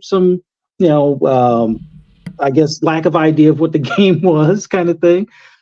I think they put some other things to rest since they built them a new barn office, and they did an experiment by putting their other game on a different platform. I think we finally get to see what Everwild actually is going to be. I think they've had some time to work on. I know they have been kind of resetting things and working out what that gameplay loop is. I think they start to show what Everwild. Like, throw people a complete curveball. Like, if you start off with a game that people haven't heard of in a while, and the last time they heard about it, it was like, oh, the devs don't even know what it is, but now you get to see what it is. I think that would be a good start. And I think you not too far behind that, State of Decay follows up, as well as maybe even Fable with more of like a release date time. And I think you also get Perfect Dark in there. But start to show off with Everwild. It's one that's been kind of silent for probably the longest of the main super three. left field. Yeah. And then, kind of finish it off with Forza Horizon 6. But I like the other options as well. Like State of Decay, starting to show off with that, knowing that it's Unreal Engine 5, knowing that Coalition's been helping them as well, knowing that, people didn't believe that they could deliver something along the lines of that CGI trailer, but then they actually wind up showing something that's better, much like the way Ninja Theory did from their original trailers to the actual game. Yeah, I think that would be a not really a FU to the haters or to the doubters out there, but I think it's a way to kind of put their stamp on it, as far as that Xbox Studios do have the talent and the know-how to make game engines and make games in general that not only play great but look great. So I think that's one of those things that they can do. But it's the same thing with like Perfect Dark, same thing with Everwild. I think any of those three would be a great start, and finishing it off with whether it's Gears of War 6 and maybe even mixing in like the Phoenix Collection or something like that, or ending it with like maybe it's the next Halo. What will be the cross-gen title between 26 or 2026, where it's on the series consoles as well as on whatever the next Xboxes are. I think that would be a great thing to show, as well as Certain Affinities project that they've been working with them as well. But yeah, I kind of want to see the finishing off of finished off the show with Forza Horizon 6, Japan, Tokyo Neon Lights, Switchback Roads, Mountaintop Drifting, Cherry Blossoms, the whole nine. Just end it with that, and I think, yeah, I won't say I can lay to rest at that point, but yeah, I'd be ultimately happy. But any of those combinations above would work for me. That is fucking awesome, bro. I just love the fact that, like you said, I think the highlight here, Chad, I think you guys can understand. I think you guys are kind of getting a clear picture here that there's a lot that can happen here. We can move a lot of these pieces around, and it's still a great show. Matter of fact, like, you can even remove some of the stuff we've been talking about, and it's still a great show. I think that's the point of kind of everything we've been talking about here, chat. Like, and I'm just asking very, very particular questions. So, and there's so much more I haven't even gotten into, all the third party stuff. Another thing I'm curious too, while I got you guys here, obviously, I'm curious what you guys think about, what about how much is it, how big of an Eastern influence how big is that going to be? How big of an Eastern presence is that going to be at the Xbox Showcase? So I'm curious about that as well too, because go ahead, Paul. No. I love this because we've gone hard in the paint for the East. Yeah, we've gone hard. Yeah. Did I open Pandora's box? Oh, you did, but no. Let the guests go, man. Let the guests go ahead. go. Yeah. Facts. Go ahead, Steele. I don't know anything about the East. I don't play Eastern style games. Jesus. I don't even favor them like that. Wuthering Waves. Let's go. Right. Withering Steel. So you're asking what to expect from the East? Not necessarily what to expect, but just how big of a presence. I guess what to expect as well. Yeah, you could. That's a good question. How much of a presence? Like I was mentioning earlier with like Wuthering Waves as an example from a game from the East. There's other games also. Pong hadn't mentioned it yet, so I'll take the time to do it now. With partnerships that you have kind of favored in the past, and have seemingly worked pretty well. I go to Pearl Abyss immediately. Black Desert Online has done pretty well for them in Game Pass. Got a lot of people probably involved, especially Xbox being the first platform that they released on instead of PlayStation, which is extremely interesting as well. The game released on Xbox One as well. So there is a partnership that's already there and has been fostered. So Crimson Desert would only make sense to be your main representation for that eastern side of things. Hey, yeah, we missed out on Black Myth Wukong, but guess what? Crimson Desert, we got it coming into Game Pass and it's releasing day one for everybody that has questions about it. And to be quite honest, if you think that Ghost of Tsushima is a pretty game, Black Desert for an MMO is I would say the best looking action adventure MMOs that is out there, especially with the type of combat that they have. And with them focusing more so on single player this time around, that allows them to really, and I think that's why it's been so long since we've seen it or got a release date or anything like that. And I think that they're ready to release it this year. From some of the things that I've seen on some back streets and whatnot. But that would be my main thing. The other thing too is doing something with the First Descendant, with that coming out. Although it is free to play, that doesn't mean that you can't partner with them. Get some people involved. Say, hey, if you play the First Descendant, we'll drop some money bags in your inbox or something, and you'll get a new outfit. You get an Xbox outfit or something like that. I think stepping back into that kind of realm would be dope as well. And just showing that the West actually is interested in those style of games. Square Enix is probably going to be a favorite here, but we'll see. I mean, some people are already downplaying it and saying, why would Square Enix try to continue to do business with Xbox in any way, shape, or form after Final Fantasy 14 has come to Xbox and it's not doing the greatest? So why would they do that? Although it just released on Xbox and not everybody is going to immediately just transfer over to Xbox when they've been playing on their platforms that has been on for quite some time. But it is a new audience that's in there, and there are plenty of people who are engaging that way now, which is also really dope. But Xbox has to do something about that month-to-month thing that they got going on. But stuff like that, I think, is more so what I would expect or want to look for as far as the partnerships and stuff go in the middle of it. So. Okay, Mav, I don't know how much you thought about this, Mav, as far as the just partnerships in the East and like what kind of influence. Chat too. I want you guys let me know what kind of partnerships you think, what kind of holes they need to fill. How much we're gonna see a lot of that this year, Mav? Anything big? From Eastern Canada, there's gonna be Ubisoft Toronto's game Splinter Cell.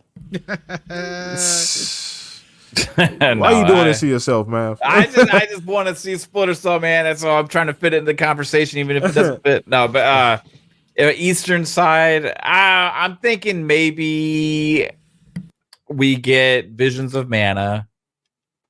I think it's going to be there. I think they could show Metaphor again because the whole Atlas thing, and also Kunitsu Gami, Path of the Goddess from Capcom, because that's the Game Pass Day 1 game, and that's coming. People are playing that right now, man. Yeah, I haven't seen them play it, but it's not far away. So you seen combat or video already, Paul? Well, yeah, people down in LA are playing it. It's on the floor. Got it. They're playing it live along with Replaced. Oh God, I can't wait. Yeah. Anyway, sorry. No, you're fine. I'm jealous of them playing it though. That's gonna be a game I'm gonna have a lot of fun with. So I think we get those for sure. Those are kind of like the gimmies, right? But then the question is more so like what's going to make a splash from the West, from the East, right? Visions of Mana could be that kind of game that once they reveal a little bit more as well. But they spent quite a bit of time on it at the Direct, so I don't know if that's something they're going to have a whole lot of time with. So I'm going to go for a little bit more of a splash from Square's side. Because maybe they had Visions of Mana at the Direct and they have a bigger announcement at this show. That's true. And it's possible they could. This has been in the back of my brain. Everybody's talking about Final Fantasy 16 and predicting that. Everybody's been talking about possibly a Final Fantasy 9 remake. but I still in my brain I can't shake it, man. I like it.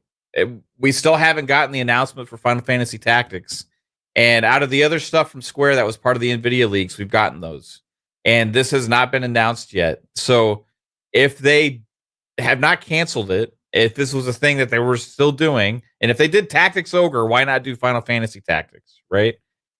Then that would be a big splash game for a lot of us. I think it would create a moment for people that remember how special that game was. So Tactics, I think, could show up. It would be amazing if it did, and that would be throwing a big bone to Microsoft here with the new partnership thing they have going forward with them. And it also would be kind of a good fit for Game Pass as well if they decided to go that route. So I'll throw it out on a limb and make some kind of crazy prediction that would be amazing to see. But other than that, I think you're also going to see some kind of Sega thing. You're going to see a little bit. I was waiting on somebody to mention Sega. Yeah, I was waiting who was going to be the first person. Sega was kind of absent from Keeley's thing, right? Like Capcom had a big presence there. Didn't really see anything from Sega yet at any of these shows, so I'm expecting maybe Sega to show up here at the Xbox show. They're been getting even cozier and cozier, so who knows what they have to announce. It could be something from that trove of like nostalgia games that they've been working on, or it could be like some other big huge announcement of some other kind of game. And then besides that, Metal Gear from Konami we're expecting to see that. So you're gonna have a lot of Eastern stuff here. I think it's gonna be you're gonna see, even with all this other stuff we're talking about all the first party stuff. We talk about the Ubisoft stuff. We talk about all these other things. I think this is going to be the biggest Eastern presence we've seen at a Xbox show. Really? Yeah. That's a big deal. That's a big Plus deal. the other one that's out there people are talking about that I don't want to say because it's kind of like a leak possibly. So. Yeah, I know what I think I know what you're talking about, right? Eastern, right? Yeah. Influence. Yeah. Got you. Yeah, I think we're on the same page there. So okay. So all right. Well, chat. I mean, this is crazy, man. Like you said, this could potentially be that as well too. And like, who's what kind of partnerships do they have? I mean, we know, like you said, the relationship with Sega's gotten better over the year. They've done a lot of good business. Sega's had a good presence there, right? At their last few showcases. Obviously, we got the handshake with Square Enix on stage, right? The triple handshake or whatever that was, and so they've definitely been cozying up, and rebuilding, bridges essentially that they didn't have before with these companies in the East. So then you never know. Like you said, I like the fact that you brought up Crimson Desert. That's a really good one as well too. You never know. There might be some other random small company, that they're working with out there that has a game or had an idea that they decided, let's get behind this. That's what I get excited for too, man. The shit that we don't know about, because they could fit any of that in there too, and you never know what it might be. We got to look at what showed up at last year's show from the East. We got Metaphor and we got Kinisugami Path of the Goddess, and we never heard. And those are new IPs, and we'd never heard of those and at the year all. Before that, Wolong was announced. We'd never heard of that either. So maybe someone from Koei Tecmo shows up here. Don't forget Liza P too. Liza P was brand new. Could show up here. Like, there's so much. What about a FromSoft Xbox partnership? You know what? Don't even. just saying, like. They've done a company that's spread around a lot and done deals with lots of other companies in the past. Like Chrome Hounds was a 360 game in the past. Like, it's not that they just make, PlayStation focused games. I think they could maybe make a splash doing some other kind of project for Xbox. And people think of them as just like a Souls developer now, pretty much. Yeah. But like they did Armored Core, they've historically done lots of different kinds of games. So I would like to see them show up and have something else to announce. And this kind of entered my brain just a little bit ago. But would it be too early for CD Projekt Red to start teasing their next game, like what it is? Like what, the new Witcher? Yeah, like the I think that's too early. I think they already announced it, so I don't think they need to tease it. You don't ever need to announce anything super early. Ever how long do they tease and market their last game. Like Cyberpunk was like 10 years. Exactly. So I'm just saying, like their thing though, like they kind of do that. They talk about their games a lot for many years, so it wouldn't surprise me to see them somewhere. Yeah. I'm more exaggerating. We'll see. Yeah, we'll see. Yeah, we'll see. You never know. Okay, Pong. Where we at on this, brother? Yeah. Again, has been banging the table for years on the East, right? And this is not about winning necessarily. No. Make sure we make that clear. Yeah. People still go to that route. Like, oh, the only reason why you get Eastern games is because you want to try to win Japan, and Xbox is never winning Japan. Do you guys realize how popular Eastern games are? Some of the biggest games, most of the biggest games this year, over half of them are Eastern flavor, right? So again, the East is worldwide, right? The people worldwide love that style of game, and it's actually just growing. Even classic turn-based JRPGs are coming back. Like, again, people claim that was done and over with and dead because people hated them. And then you get a game like Unicorn Overlord comes out, and people are talking about game of the year quality, right? This is why you don't limit yourself just because you might be an American company and just because you might not do well in the East like Xbox does not mean you don't go after Eastern games. Eastern games are a worldwide phenomenon, and I think that's why I've been pounding the table so hard for this. And every single year, Xbox, since they started this run, with all the work that Phil, Sarah, and the team have done over there, have grown that Eastern section that they usually have within the showcase more and more and more. And again, it kind of blew up after they got the Atlas doors opened up and we started seeing Atlas games, including Persona on the stage, right? Like, that was massive move.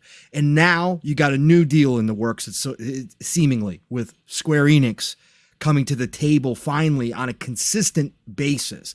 Somebody who has taken the bag from Sony for far too long, as we've talked about, finally realizing with new leadership that probably wasn't the best for their IP and it wasn't the best for their company anymore. So now you got a new partnership with Square, and certainly it's been around. It's not necessarily brand spanking new, but with this new CEO, with the handshake with Phil, it kind of is. It feels like kind of a new era. They started out by bringing Visions of Mana to the developer direct, and I think they solidify it here. I've been saying this since a while ago when we started talking about this. Square's at this showcase, I believe, and I believe they are coming big. I believe that, maybe they do show Visions of Mana again, but like Mav, I believe in a splash. And again, he and I are on the same page when it comes to Final Fantasy Tactics. We will be out of our chairs excited tomorrow if that's what shows up. However, I've been consistent. The game they can easily bring that we know, or at least what they said, and I don't think this new CEO went and signed a new deal, is Final Fantasy 16. It was only 6 months, okay? It was only a 6-month exclusivity deal. If that's the case, you announce that Final Fantasy 16 is coming to Xbox, right? And I think that I've been saying that's this a big consistently. Deal.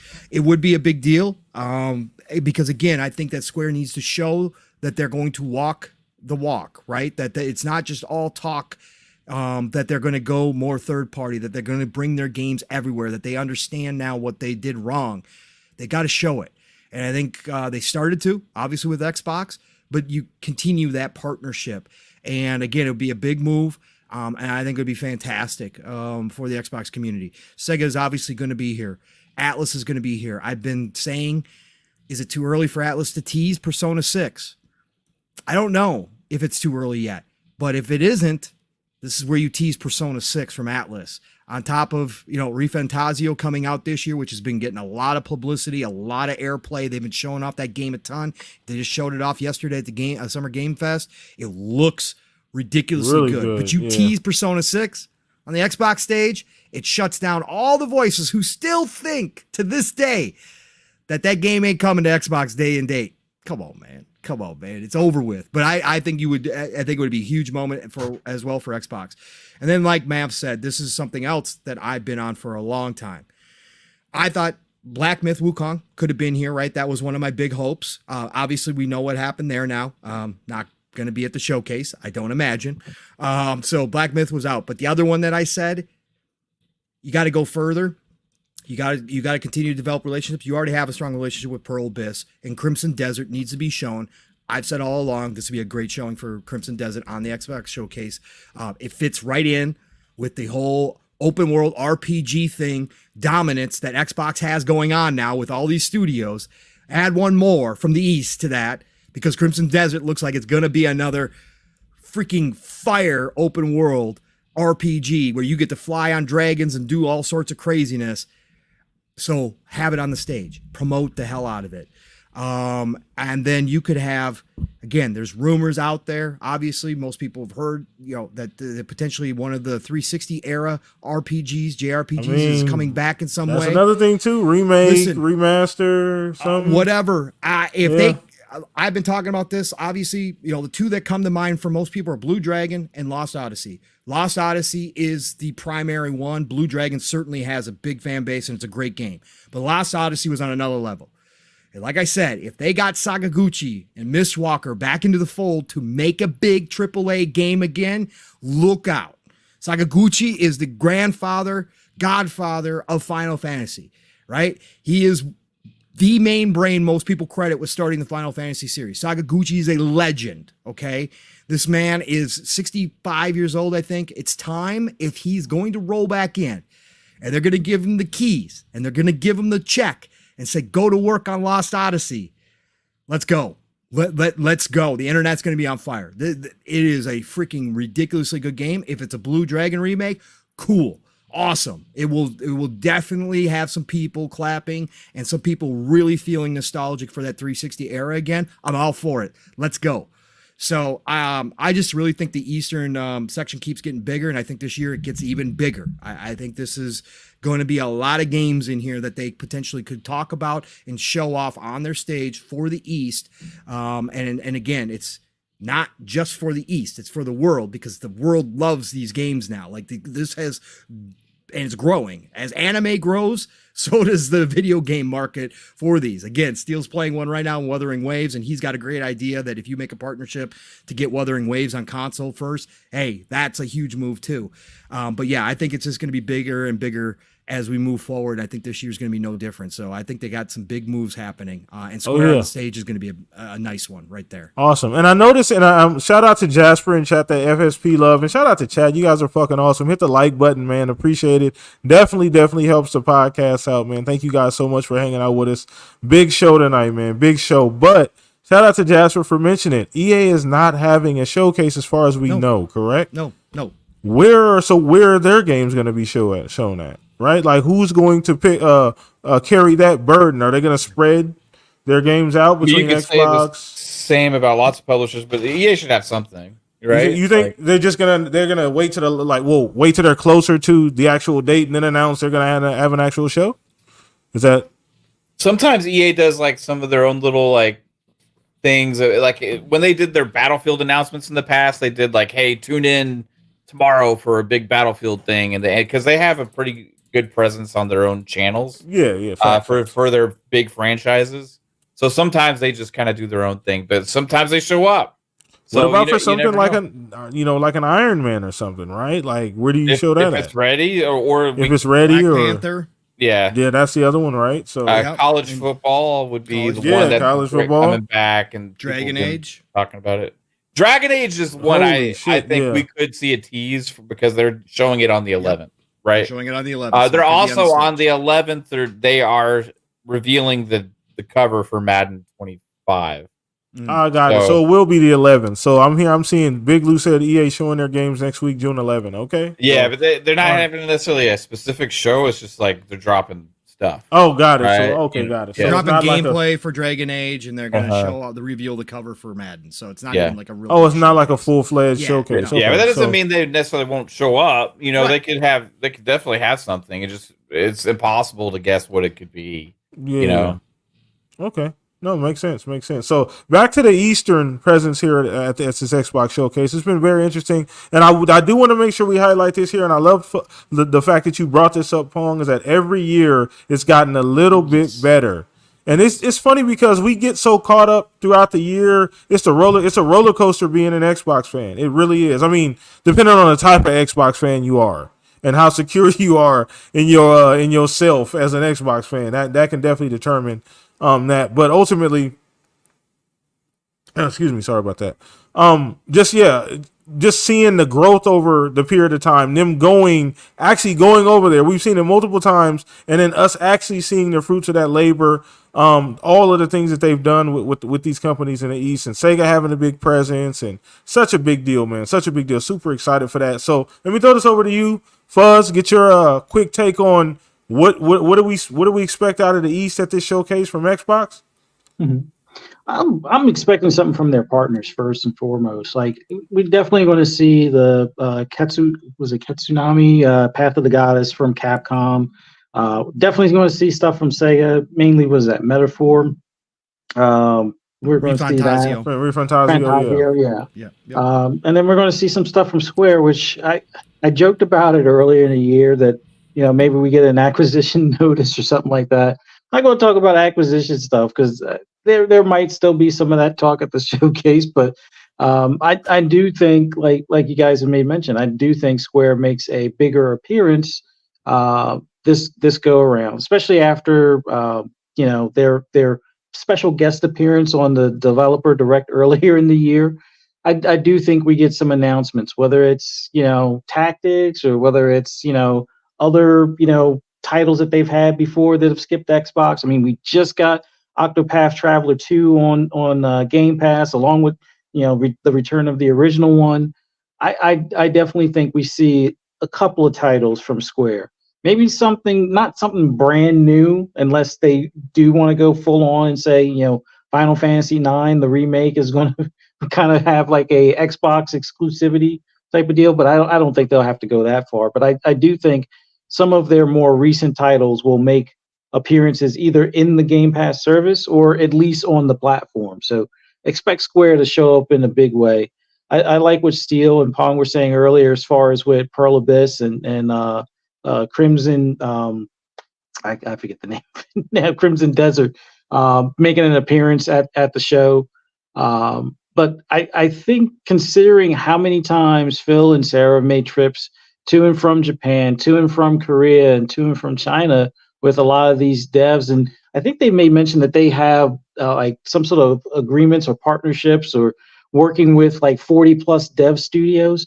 I think we get to see at least 2 or 3 titles that we have no clue about, no project name, no even inkling of what it is. I do think we get to see 3 brand new things from the East at that showcase, and they might be from studios recently formed. I mean, after all, yes, some of the developers from Tango left and started their own studio. I forget the one lady's name, but she has a game that showed up at Summerfest last year. I know it's still in early development, but it's quite possible it makes its appearance here on their showcase with more of a gameplay look at it. I kind of feel OD is closer than what people think. Like, remember, that thing was started under, the whole, what was that? Google, not Luna, but what was it? Stadia. And it was cooking for a while, and basically they had to, I guess, change some things up to get it to work with the cloud-based stuff with Xbox and all. But I think at least probably his original story is closer, and then they'll probably have other series as add-ons where he's working with other not developers, but like other storytellers or directors and producers and things that will have other inklings in the series and stuff like that. So I do think we possibly get either more gameplay shown from OD, or maybe even a closer look just in general, and maybe a release year or date or something closer than what we may have been originally expecting compared to the award show last year. But I do think there's going to be more than 10 titles from the East at this showcase, but I think at least 3 of them are going to be from probably studios that Xbox has never worked with before, or new studios with new IPs that are going to be debuting at this showcase and debuting on Xbox in general. And I look forward to it. And yeah, it's a bit of a sad note on the whole Black Myth Wukong, but hopefully they can get that, figured out as far as whether they got to send a team of ninja devs from Jason's squad or something like that over there, get them up on board as far as for the development for the Series S, whatever the case may be. But hopefully it makes it to the platform here soon. But outside of that, there's so many games in development in that region that we've gotten to see some stuff over the past couple of years at like Summerfest and other places. I can imagine more of a closer to release window being shown for some of them at this showcase. And like I said, 3 totally new IPs that never before appeared anywhere else, type of thing. Definitely shown at this showcase because they've made a lot of trips, and we're seeing like Pong said, we're seeing the fruits of the labor. I think we get to see even more of that and get to see the bunches of fruit or however you want to say it after tomorrow. Awesome. Fucking awesome, dude. I'm so pumped for this show, man. It's so much stuff that we could finally get to see. So many things that are going to be revealed tomorrow, man. And this is just the tip of the iceberg. We haven't even gotten into any of the other stuff, like any of the possible like Activision stuff. Like any of that kind of stuff. Like there's so many other things that we could possibly see, Chad. That's why we're so pumped about this show, as you should be as well too. So I do want to turn the page here a little bit because we obviously we got plenty of time to talk about the Xbox showcase, and we'll be live obviously in the morning. Shout out to you, man, for hosting your boy. Appreciate you letting me come through. It's gonna be awesome. Shout out you to come hang out with us, Chad. It's gonna be so fucking fun. But I do want to talk about some of the things that have already happened. So namely being the Summer Games Fest as well. I want to get everybody's quick opinion. Just round table here, rapid fire. We don't got to go in no particular order. Just about everybody's quick opinion on the Summer Game Fest. Anything that you guys saw there. Obviously, we were talking about this a little bit pre-game. It was a bit divisive.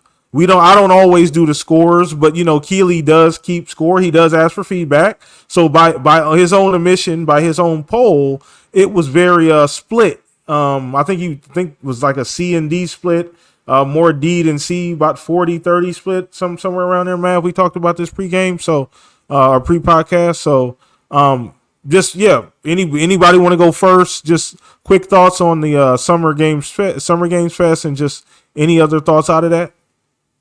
Man, talking about for what we've seen thus far, I mean, I've seen quite a lot. I mean, again, I feel like a lot of it was things that just weren't new.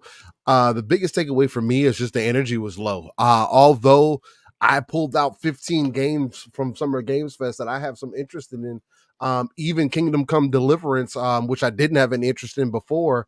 I don't know, to me, it showed a little bit better here.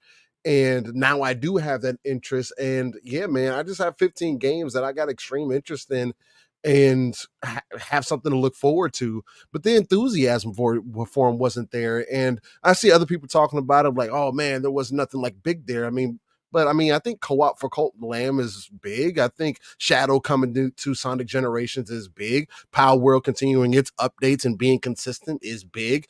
Monster Hunter Wild being there and also following up after the show, announcing that there's going to be crossplay for Monster Hunter. That's something crazy. That people have been wanting for some time. Yeah. Not cross progression, but crossplay at least.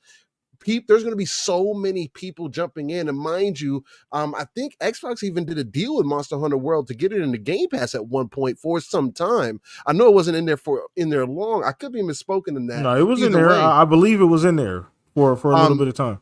Either way, the Power Rangers game, that was new and reminded me of that of us playing TMNT. I was like, yo, I can imagine us getting back together, getting the squad up, and just going hard on this game. And it seems like it's going to have some customization. You can play with the generations.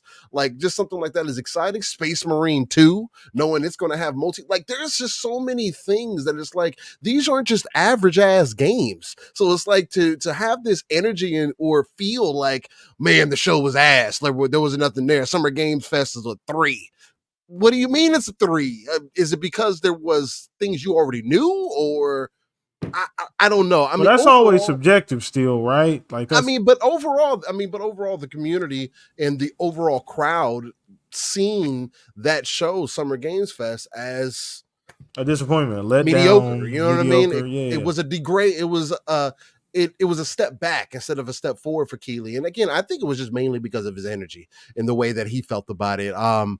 But hey, you know, to each their own. I'm giving it everything about a 7 thus far. Devolver came in with some weird stuff too, but I still pulled some games out. And Tenjutsu had some look like some dope combat, and then Possessors as well, which probably not something I would typically jump into, but it got me. It did something for me. So Yeah. so far, that's what's just so weird about this year. And I still don't know if it's just the energy that was weird that makes me feel this way. But as I continue to sit on it, it's just like there's so many different style of games and games that are getting support and games that are about to drop in from out of nowhere or of a certain echelon. Shout out to Splinter Cell. But people aren't hype about it. It's like, I don't know, it's just weird. But yeah, man, I'm feeling good about it thus far. So All right. Anybody else want to jump in on this? Yeah, it's been okay so far. I mean, it's some good shows, nothing like crazy exciting or anything, but there's been some good games. I think some of the smaller shows have been some of the better things we've seen so far. There was actually that's one, becoming pretty normal, man. Yeah. Actually, the like Latin one that they had some pretty cool stuff there. The one made by like Latin creators and stuff. Like, Mhm. there was one like at the end called Mariachi Legends that looked really freaking cool. And other than that, man, there's like not. I mean, Summer Game Fest itself was kind of just was what it was, right? But I think ultimately that's the disappointing thing because it didn't like exceed any expectations. And you always want to have a good show. You want to somehow accomplish that. Well, he's been doing that with the VGAs. Every year, admittedly, he's gotten a bit better with the VGAs, the format, the pace, the actual like games and things that do get shown there, the reveals, things like that. So he's been doing it there. He's still trying to figure out what the summer showcase is supposed to be. Yep. The Devolver Digital show was good. They had the Possessors game, like you mentioned, Steel, looked pretty cool. There was the other one that was like the roguelite slash city builder slash weird game that kind of had in the middle of it that looked pretty cool. I can't remember the name of that one. Overall, there was been not enough exciting new games, like big new games, right? It's shown throughout these things. We've seen a lot of updates on games we've already known about, and some of the updates that we've gotten for new trailers have been like, okay, whatever, you know. Hasn't really like wowed you or made you get more excited for a lot of these games. So that's not to say across the board it's been like that. There's been some really cool stuff at Future Game Show today. I forgot to tell you, Pong, earlier. There was a look at Space Marine too. So yeah, they had actually a little bit of time on that. So I recommend watching that portion. And at that show, there was one game at the beginning. It's like Afraid to Die or Not Afraid to Die or something like that. That looked pretty cool. But overall, I think Summer Game Fest was one everybody had been looking forward to before the Xbox show.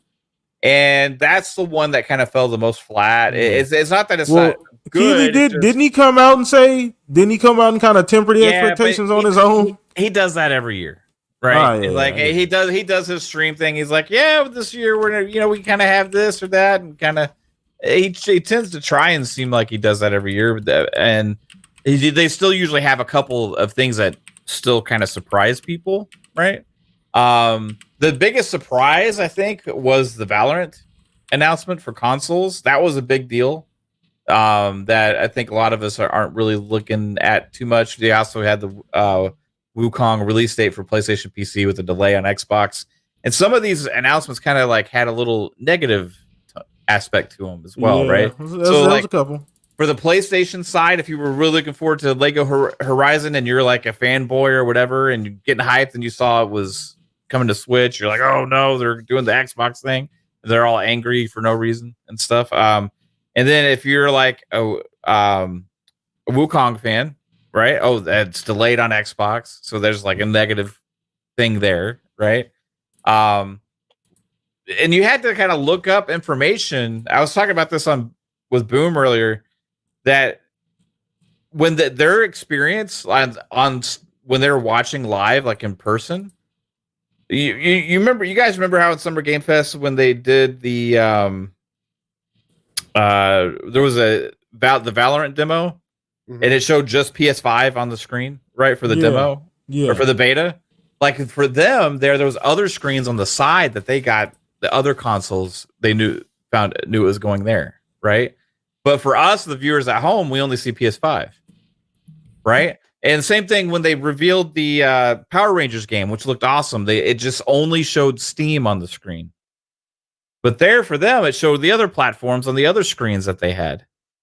So overall, like they got to do a better job in the production of like realizing that majority of people aren't there in person to get this information. Though we need to see the full information on our screens about the platforms and all that kind of stuff and what's going on. So so far there's been like weird things like that have kind of like happened at the Future Game Show today. There was also a time they showed a game. It was Relic, the First Guardian, right? It looks like a game that you would love, Steel. It's like a Soulsy, like looks like all those other games, you know, medieval dark fantasy Soulsy looking kind of game, right?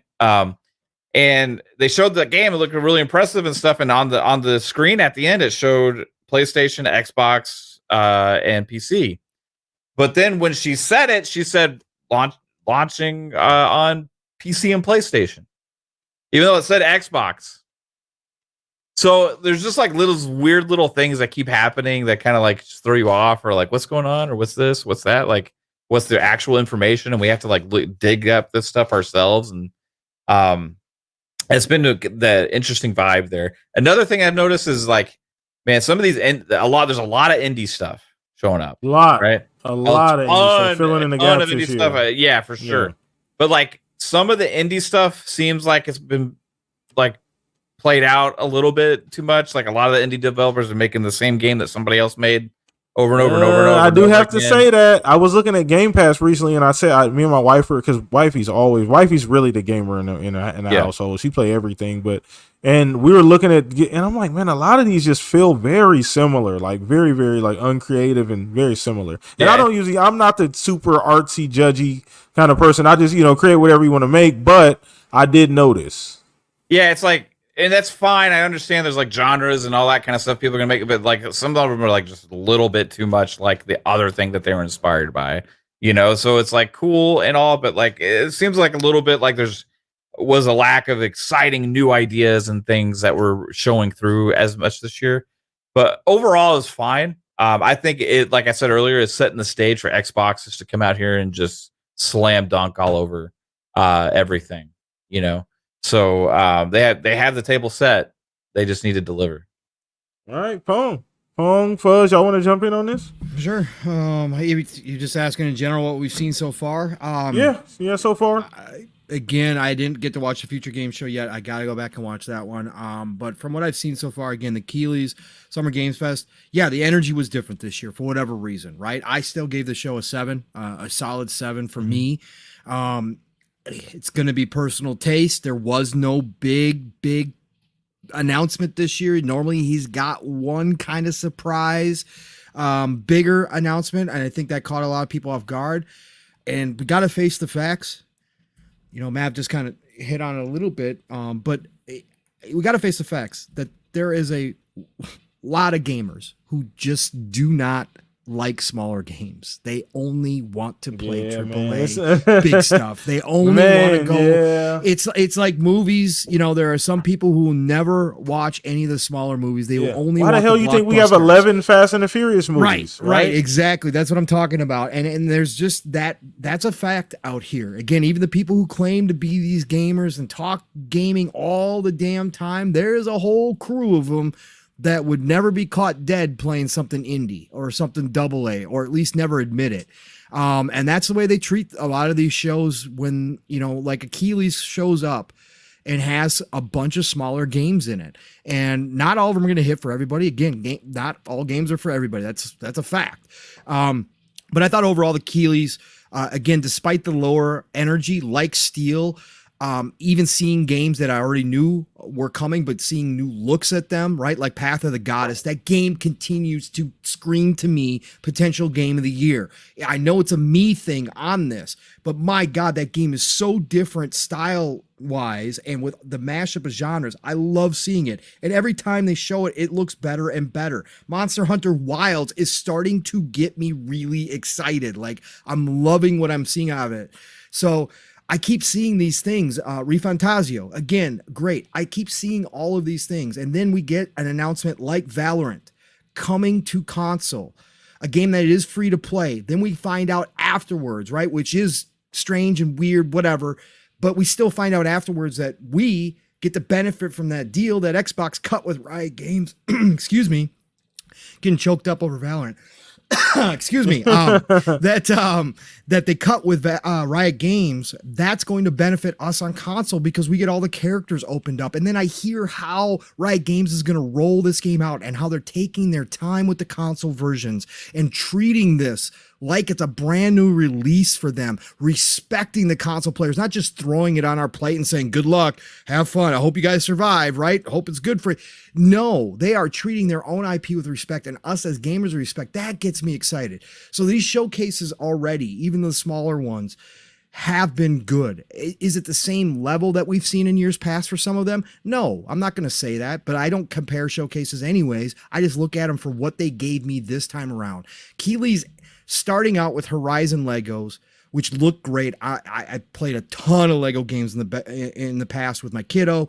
I love the Lego games. I don't play them obviously anywhere near like I used to or anything like that, but I still love to see it. And I love their take on Horizon. Again, I'm a Horizon guy. I like Horizon. I'm going to play Forbidden West at some point down the road here, but I just love to see that starting off with something like that and then ending with Phantom Zero, a game that we saw only a CGI trailer last year, and we all left going, we never heard of this studio, kind of like Black Myth Wukong when we first saw it. We never heard of this studio. Yeah, true. Is this all BS? Is this all BS? Like, not, he gets the gameplay first to end the show, and it looks fantastic. It looks close to what they showed off in the trailer. I thought it was amazing. So that got me excited for that game, even though we don't know what platforms are going to be on. Again, I don't care. I get excited for gaming. So overall, still a really good start to Gamers Christmas this year. Maybe not some of the big surprises yet.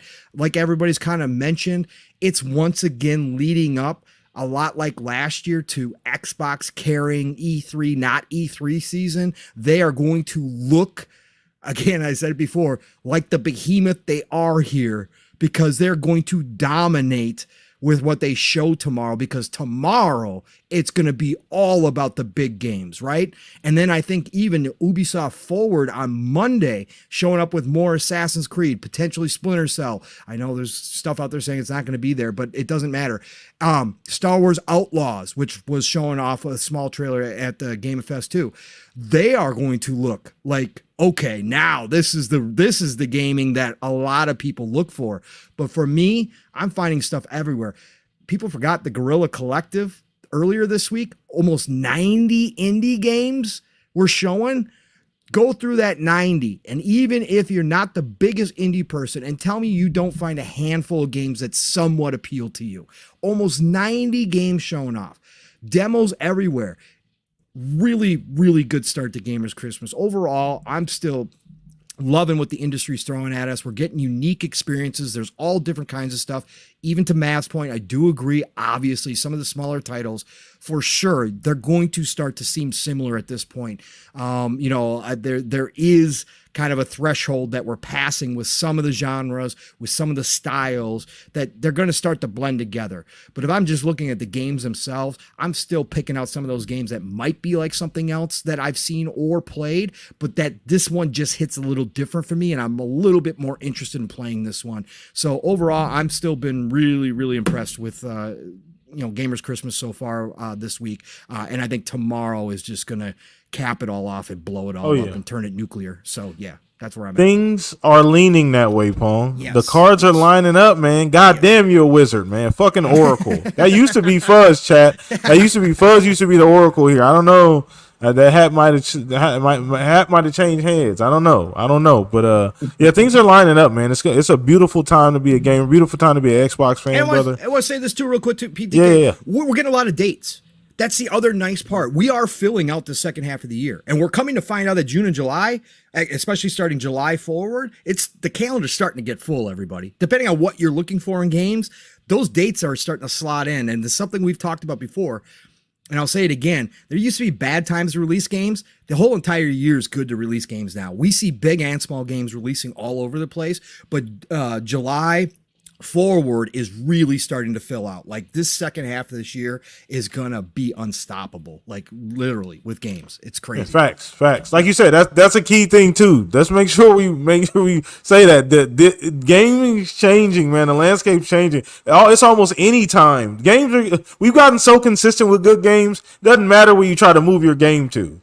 There's good games everywhere, all over the calendar. It's not like it used to be where you used to be able to kind of find a nice little pocket to sit your game into. So you got to get in where you fit in, and that's a good problem to have for us, for sure. So Fuzz, where you at on this, man? Just before we wrap things up here.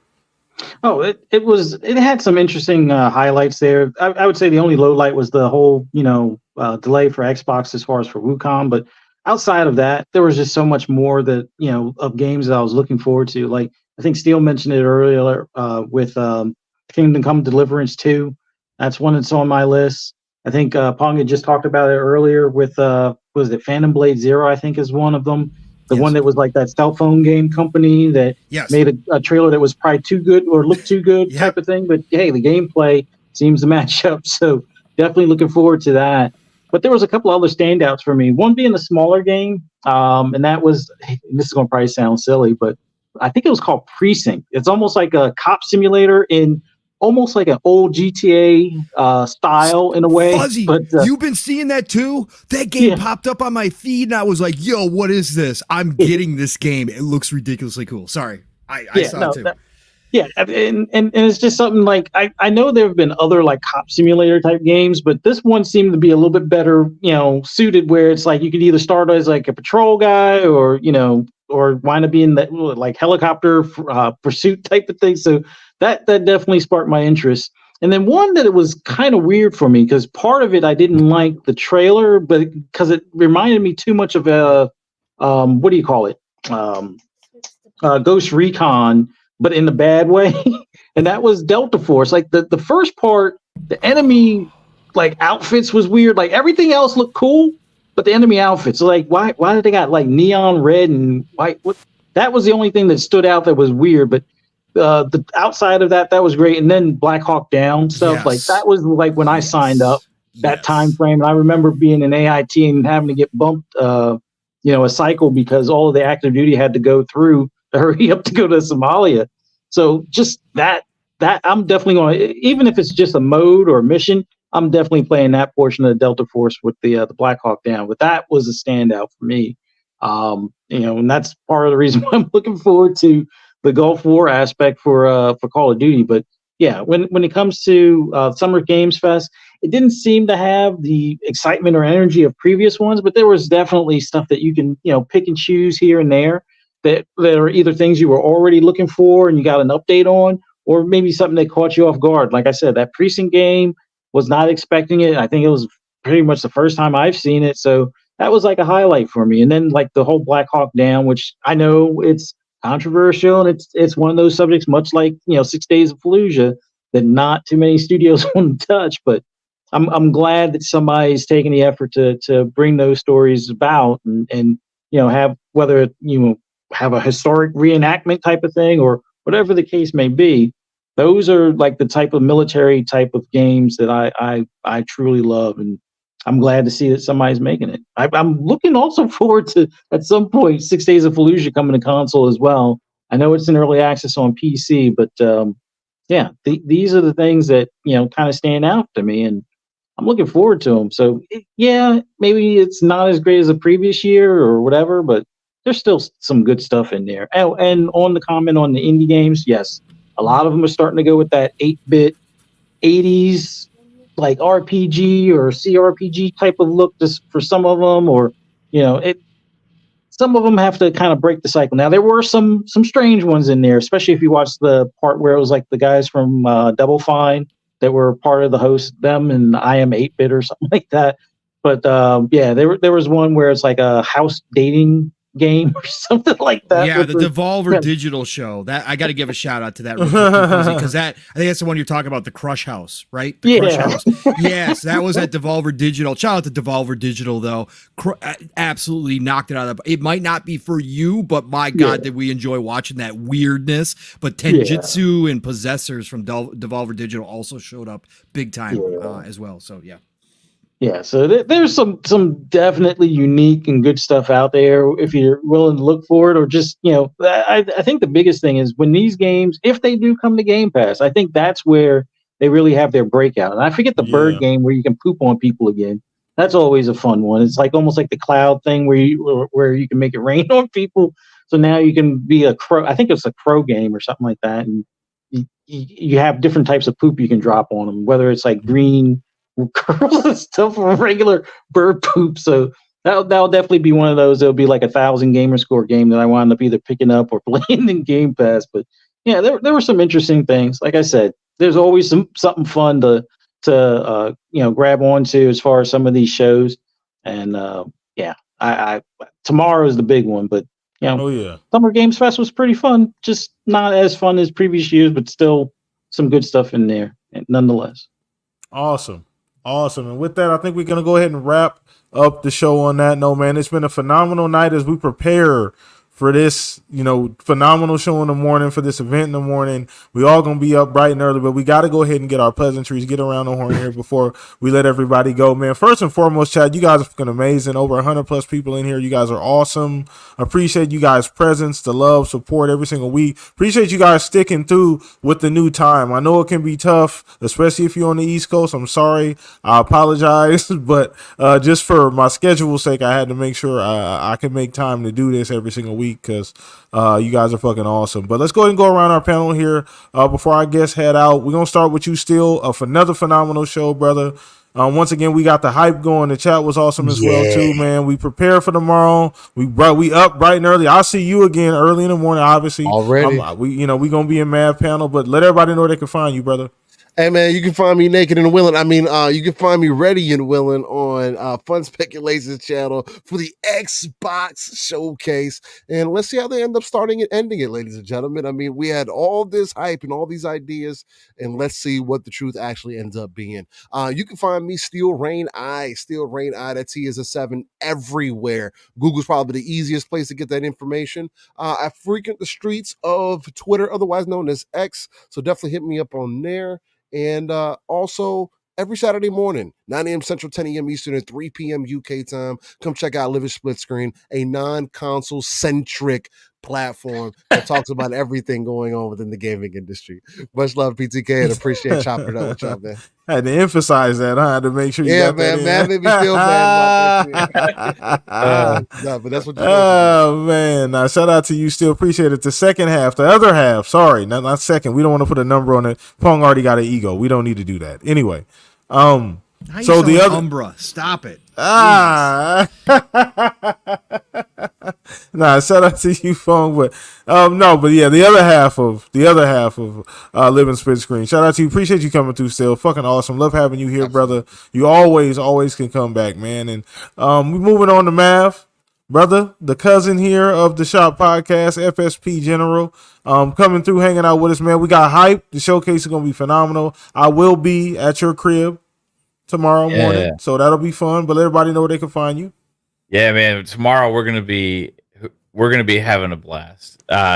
Over on Fun Speculation, come check it out, because the Xbox Showcase, I think this is gonna be that year, guys. This is gonna be a blast. I can't wait to hang out with all of y'all.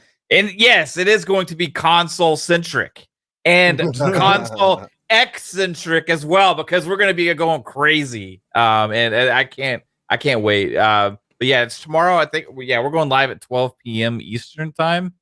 So I think everybody here will probably be there. I don't know if you're able to be there or not, Fuzz. If not, that's cool. 3-Bit should be there. He's back as well. We're looking forward to having a blast. And after that, guys, we'll kind of just roll with our reactions, what we thought. I know you and Steel, you and Pong are going over to hang out with Boxenberger after, and do some thoughts with him. And then we'll have more shows, regular scheduled program coming up this coming week, and looking forward to it, guys. It's going to be fun, so just come check it out over on Fun Speculation. Can't freaking wait for the big good games that's happening tomorrow. Let's go. Let's get it, man. It's gonna be so fun. I can't wait. I'll be there as well too, chat. So come holler at your boy. Come hang out with us in the morning at the Fun Speculation channel. All that information is in the description. Shout out to all you guys for hanging out with us tonight, man. And my brothers, moving on to my brothers, Mr. Pong Soul, man. Another phenomenal show. We're here on the cusp of greatness, right? On the cusp of another phenomenal show, and I'm ready, man. Tomorrow's a big day for a lot of us, Pong. But let everybody know where they can find you, brother. Absolutely. A great, I was on mute. Yeah, professional podcasting. What a great show. Again, having the brothers here, of course, Steel and Mav, who, man, I'm just spending so much time with these two. I love it, man. And getting together with you, PTK, and of course, Fuzzy, calling from the sewer pipe. It is fantastic, man. I love being here with you guys in the chat. The energy level has been rising in the community yet again, despite all the nonsense, despite the people talking about severe weather overhead this showcase. People are still showing up and getting excited. Our show this morning was off the charts. You know what's so stupid? What? All of these months of doom and gloom and the cloud hanging over the fucking head for Xbox. Oh, is there going to be a multi-platform games announced day and date for PlayStation or other platforms? Are they going to do it? And then guess who does it at Summer Game Fest? It was PlayStation with the first game, and all months talk about Xbox. But nobody ever even mentioned it about the possibility. All the goalposts moved again, man. It don't matter. It don't matter, bro. We know what it is. That's why no matter what we've talked about, no matter what we've discussed, at the end of the day, gamers, man, we're living good right now. And tomorrow is going to cap off what has already been, we just talked about, a good run here for Gamers Christmas. But tomorrow is it, man. Tomorrow's the Super Bowl. It is the primetime game. This is what it's all about. Xbox is not playing around because they simply have too much. They can't do anything about it. They can't have any sort of L tomorrow. Boxenberger asked me what it would take to have an L tomorrow. I told him it's impossible. It is literally impossible. And say, show up and say, we're closing up shop and selling off all our studios. We're not having a show today. That's the only way it could be an L.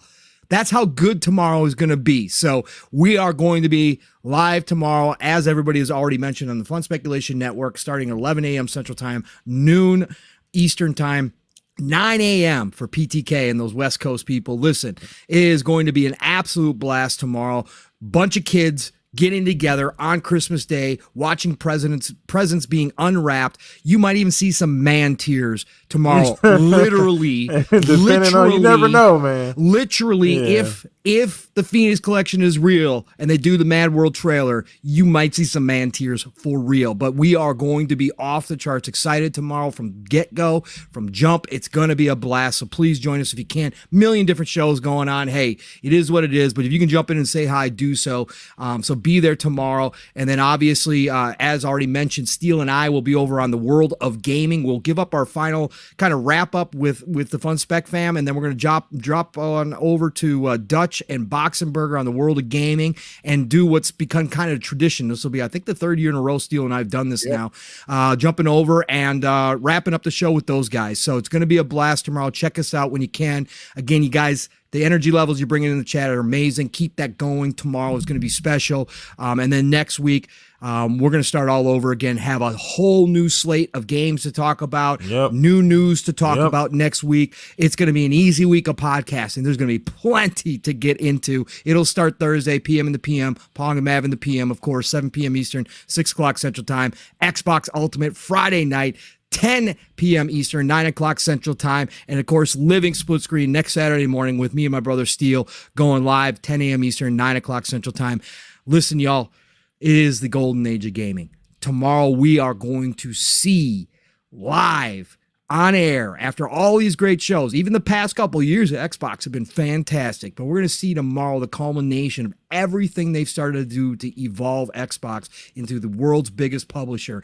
We will see the golden age at one show tomorrow. Why I've been saying that, I believe it. So get out there, enjoy the show tomorrow. If you're playing games, please continue to do that and play what you love what you play, and I'll talk to you soon. Thanks, PTK. Get us out of here, brother. Awesome, brother. Appreciate you, man. Easiest way to go find Pong. Once again, go follow him. All that information is down below. And once again, brother, I love to share these experiences with you, bro. Your energy is always infectious. So it's awesome to be hanging out with you in the morning as well tomorrow to share this event with too, bro. So glad to have you around. Just glad to always have you here, bro. So I appreciate you very, very much, Pong. Very, very much. So, all love, brother. You know that. Appreciate you. So last but not least, my other brother, the smooth one, Mr. Fuzzy Belvedere, coming remotely, on location there. But man, another great show, another phenomenal show. Once again, it is the eve of Xbox Showcase, and we're all super excited, man. But let everybody know where they can find you, Fuzz. As always enjoyed doing the podcast with you guys. Love it when we have Steel on. Love it when we have Mav on as well.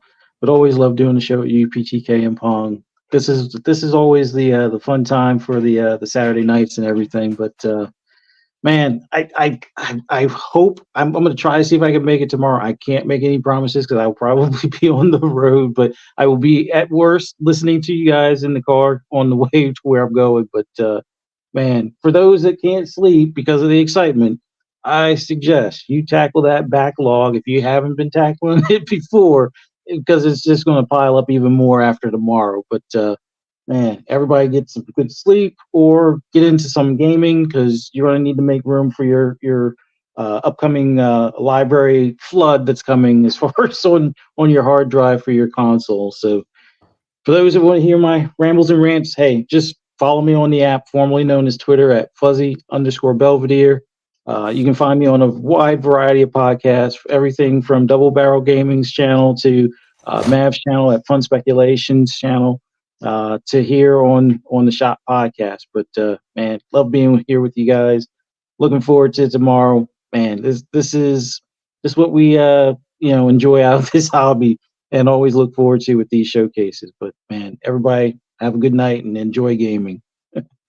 Appreciate you, Fuzz. Once again, coming through on location, man. Wish we could have you here, but you're going to be on the road. No big deal, bro. We're going to have a lot to talk about next week. So we'll have plenty to catch up on, Fuzz. So shout out to you for coming through and even making it today. But once again, your host here, PTK Blam, across the board, man. I love doing this, man. I will be. So once again, I know I made an exception this week because of the showcase being Sunday. But I will be still taking a little bit of a break for a couple weeks just to kind of get things in order. Then I will be back.